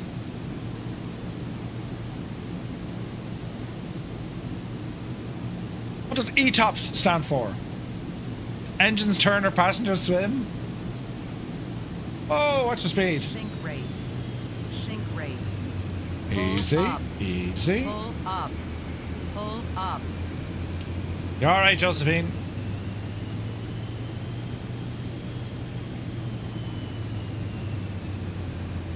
Right. Turn off the nameplates.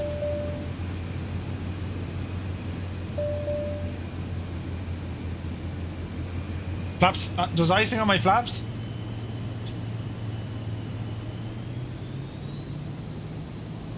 Maintain a bit of speed.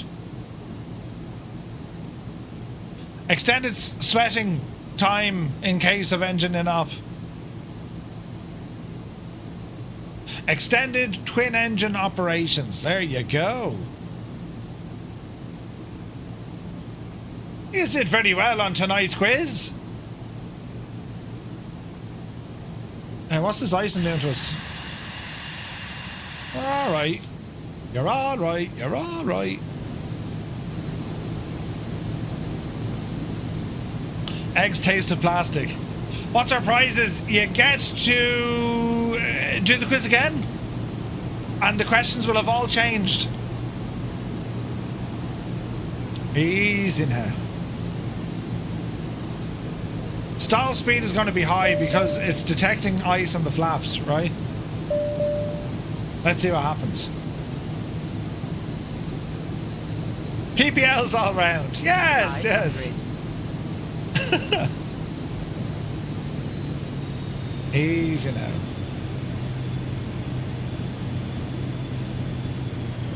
This looks like a beautiful little airport.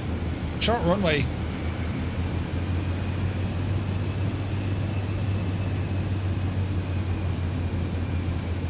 Easy.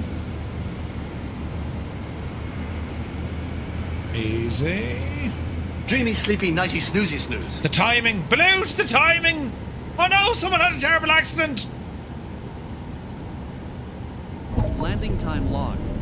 Easy, easy, easy. Flaps in. Jeez, that was, whew.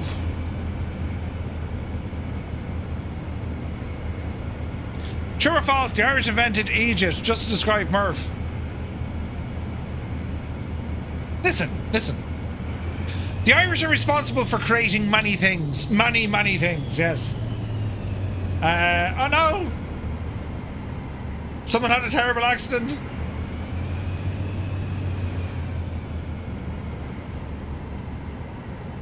We shall taxi in. You get to visit Refuel Aerodrome. That's a great prize. Hello there. As always, welcome in. Thank you for the follow.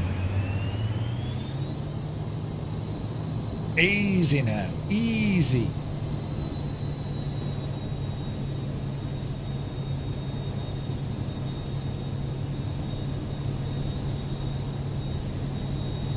The weather is, you know, interesting. Jeez, the amount of planes here, this is savage. The weather's absolutely terrible, isn't it? Lovely little airport. Is everyone, that's a default airport, I think, isn't it? Or is it? Or is it, oh, is it MK Studios I have installed? Oh, it could be MK Studios. Right. Let it be light. No wonder it was so dark. I left my landing light off. What an absolute scuttling idiot. It's alright, lads. Don't worry about it. Totally fine. Engine off time logged. The flight is finished. It has been monitored by OnAir. Maybe it's a default airport. Why do I think it's MK? Interesting. Right, OnAir won't be terribly happy about that flight. You know, it's in general. Hang on. We would have lost points now because I never used the landing light. Ah, Jesus. I lost 1 point because of the landing light. I don't believe you.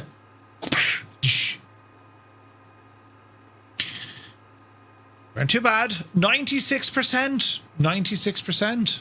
Right? Free flight. Okay, so we got comfort bonus not obtained. Safety bonus, yes. Aircraft handling, yes. Soft landing, yes. Night landing. IMC. And a flight score bonus. Jeez, we've got a huge bonus there. That's awesome. Nice. Excellent. So, we're doing well with our Christmas challenge. Even though, you know, I messed up the start of it. We're now here. Echo November Romeo Alpha. We're going to continue this flight next Friday when we fly in the Baron or Bonanza. I think it's the Bonanza. We're going to be flying this further on until we get to our final stop, which is up at Echo Foxtrot India Victor. All right. So, well done OnAir. That was an absolute blast. As for here, lads, this is a beautiful little airport, isn't it? Is this default? Maybe this is default. It's one of the Gaia airports, is it?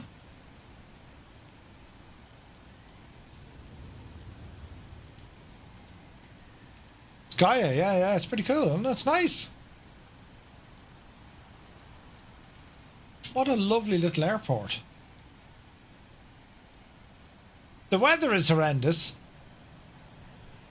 Jesus, John C. got in and got out quick. There's a racetrack next door. Oh, yeah, look. Well, that's pretty cool, isn't it?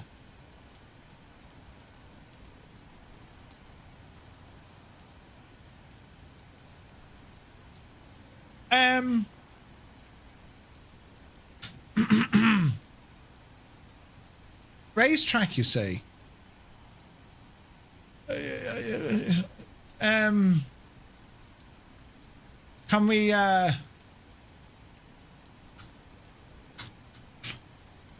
we race on the racetrack? Why the devil can't we? Right, lads, come on, we need to have a race. It's going to happen. I'm telling you it's going to happen. Come on, quick.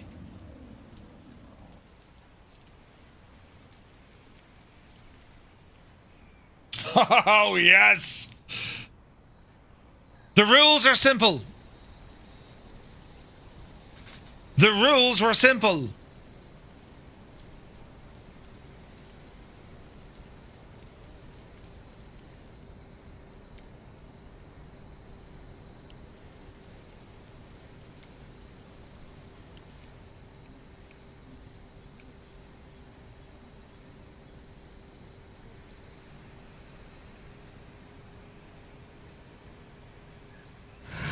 Oh, yes. The rules? Don't make a balls of it. You join us here in this place where we do a ground taxi. Maneuver your aircraft over this side, friends. You are not allowed to take off. You must maintain taxi speed at all times. If you take off, you're out. If you leave the track, you're out. You must remain on the circuit. Oh, yeah. I mean, what could possibly go wrong here, right?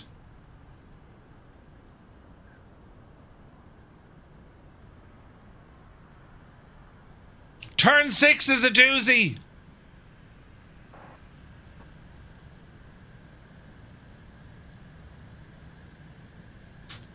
So far we have 1, 2, 3, 4 pilots. Come on now with that. Come on, Muse. Go on, Boss and Elf.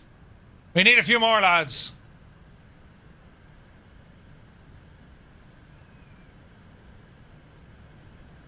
Once you stay on the track, doesn't matter, but you have to stay on the track. If you go off the track, you're gone. Right?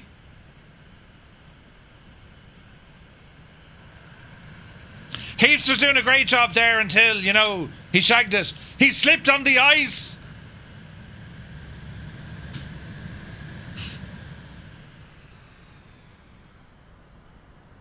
Right. Let us do the thing. Gentlemen, start your engines. 3 turns to the left, 5 to the right, 60% power. Oh, yeah. Oh, yes. It all comes down to this. You know, a Muppet on the loose. Alright, sports fans. This is stupid. You need to stay on the track. Are we ready? Off the brakes.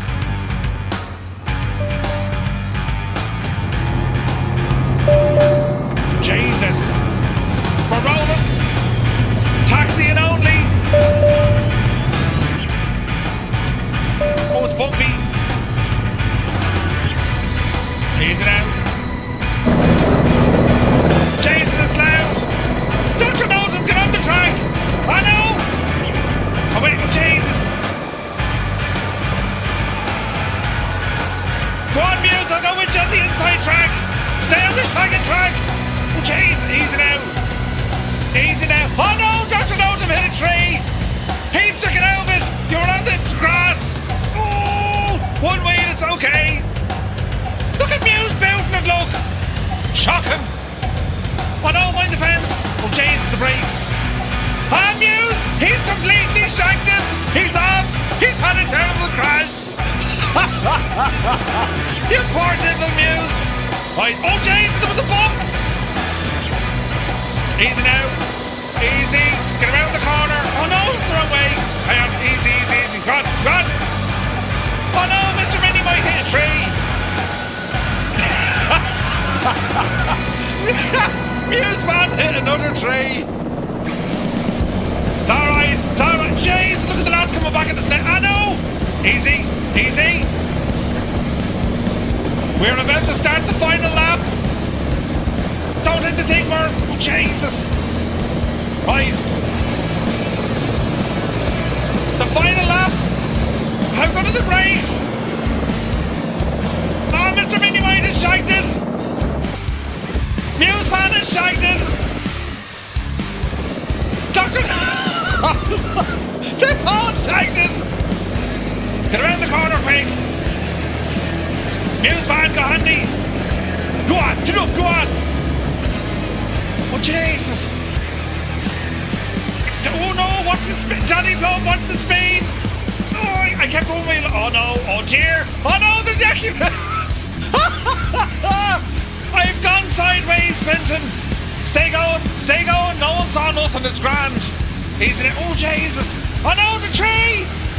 Oh, I've hit the tree. How do we back it up? Back it up. Back it up. Unback it up. Power. Turn us around quickly. Mr. Mini-Mite is dead. Oh no, what position was this? Our muse is waiting for me, look. Go on, you devil, you. Dreamy, sleepy, nighty, snoozy. Ah, Jesus. Right, I think by process of elimination I've come first. I'm just saying, right?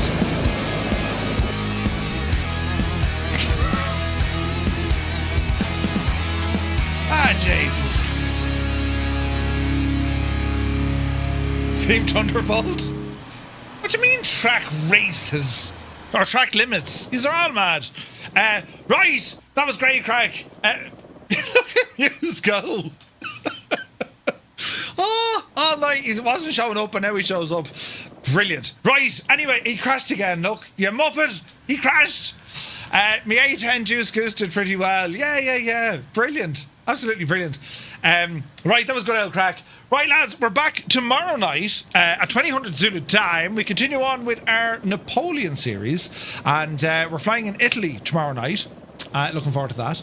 And Daddy Plump, we'll bit of crack. Then it's a busy week next week. We're going to be doing Red Bull racing on Tuesday, with the news Wednesday, double stream Thursday, and then we're back completing the OnAir Christmas challenge next Friday night. So it'll all be kicking off over the next couple of days for sure. But I want to thank you all so very much indeed for tuning in and keeping me company this evening. It's a Sunday, we don't belong here, and we're going to bed nice and early because there's work tomorrow. Or, you know, there's this. So, yes, thank you all so very much indeed. That was a lot of fun. Excellent scenery. We also checked out that global shipping from Seafront Simulations. Very, very nice. So, yeah, more on that during the week as well. So, lads, thank you all so very much indeed. And we will see you all tomorrow at 2000 Zulu. Till then, you take care.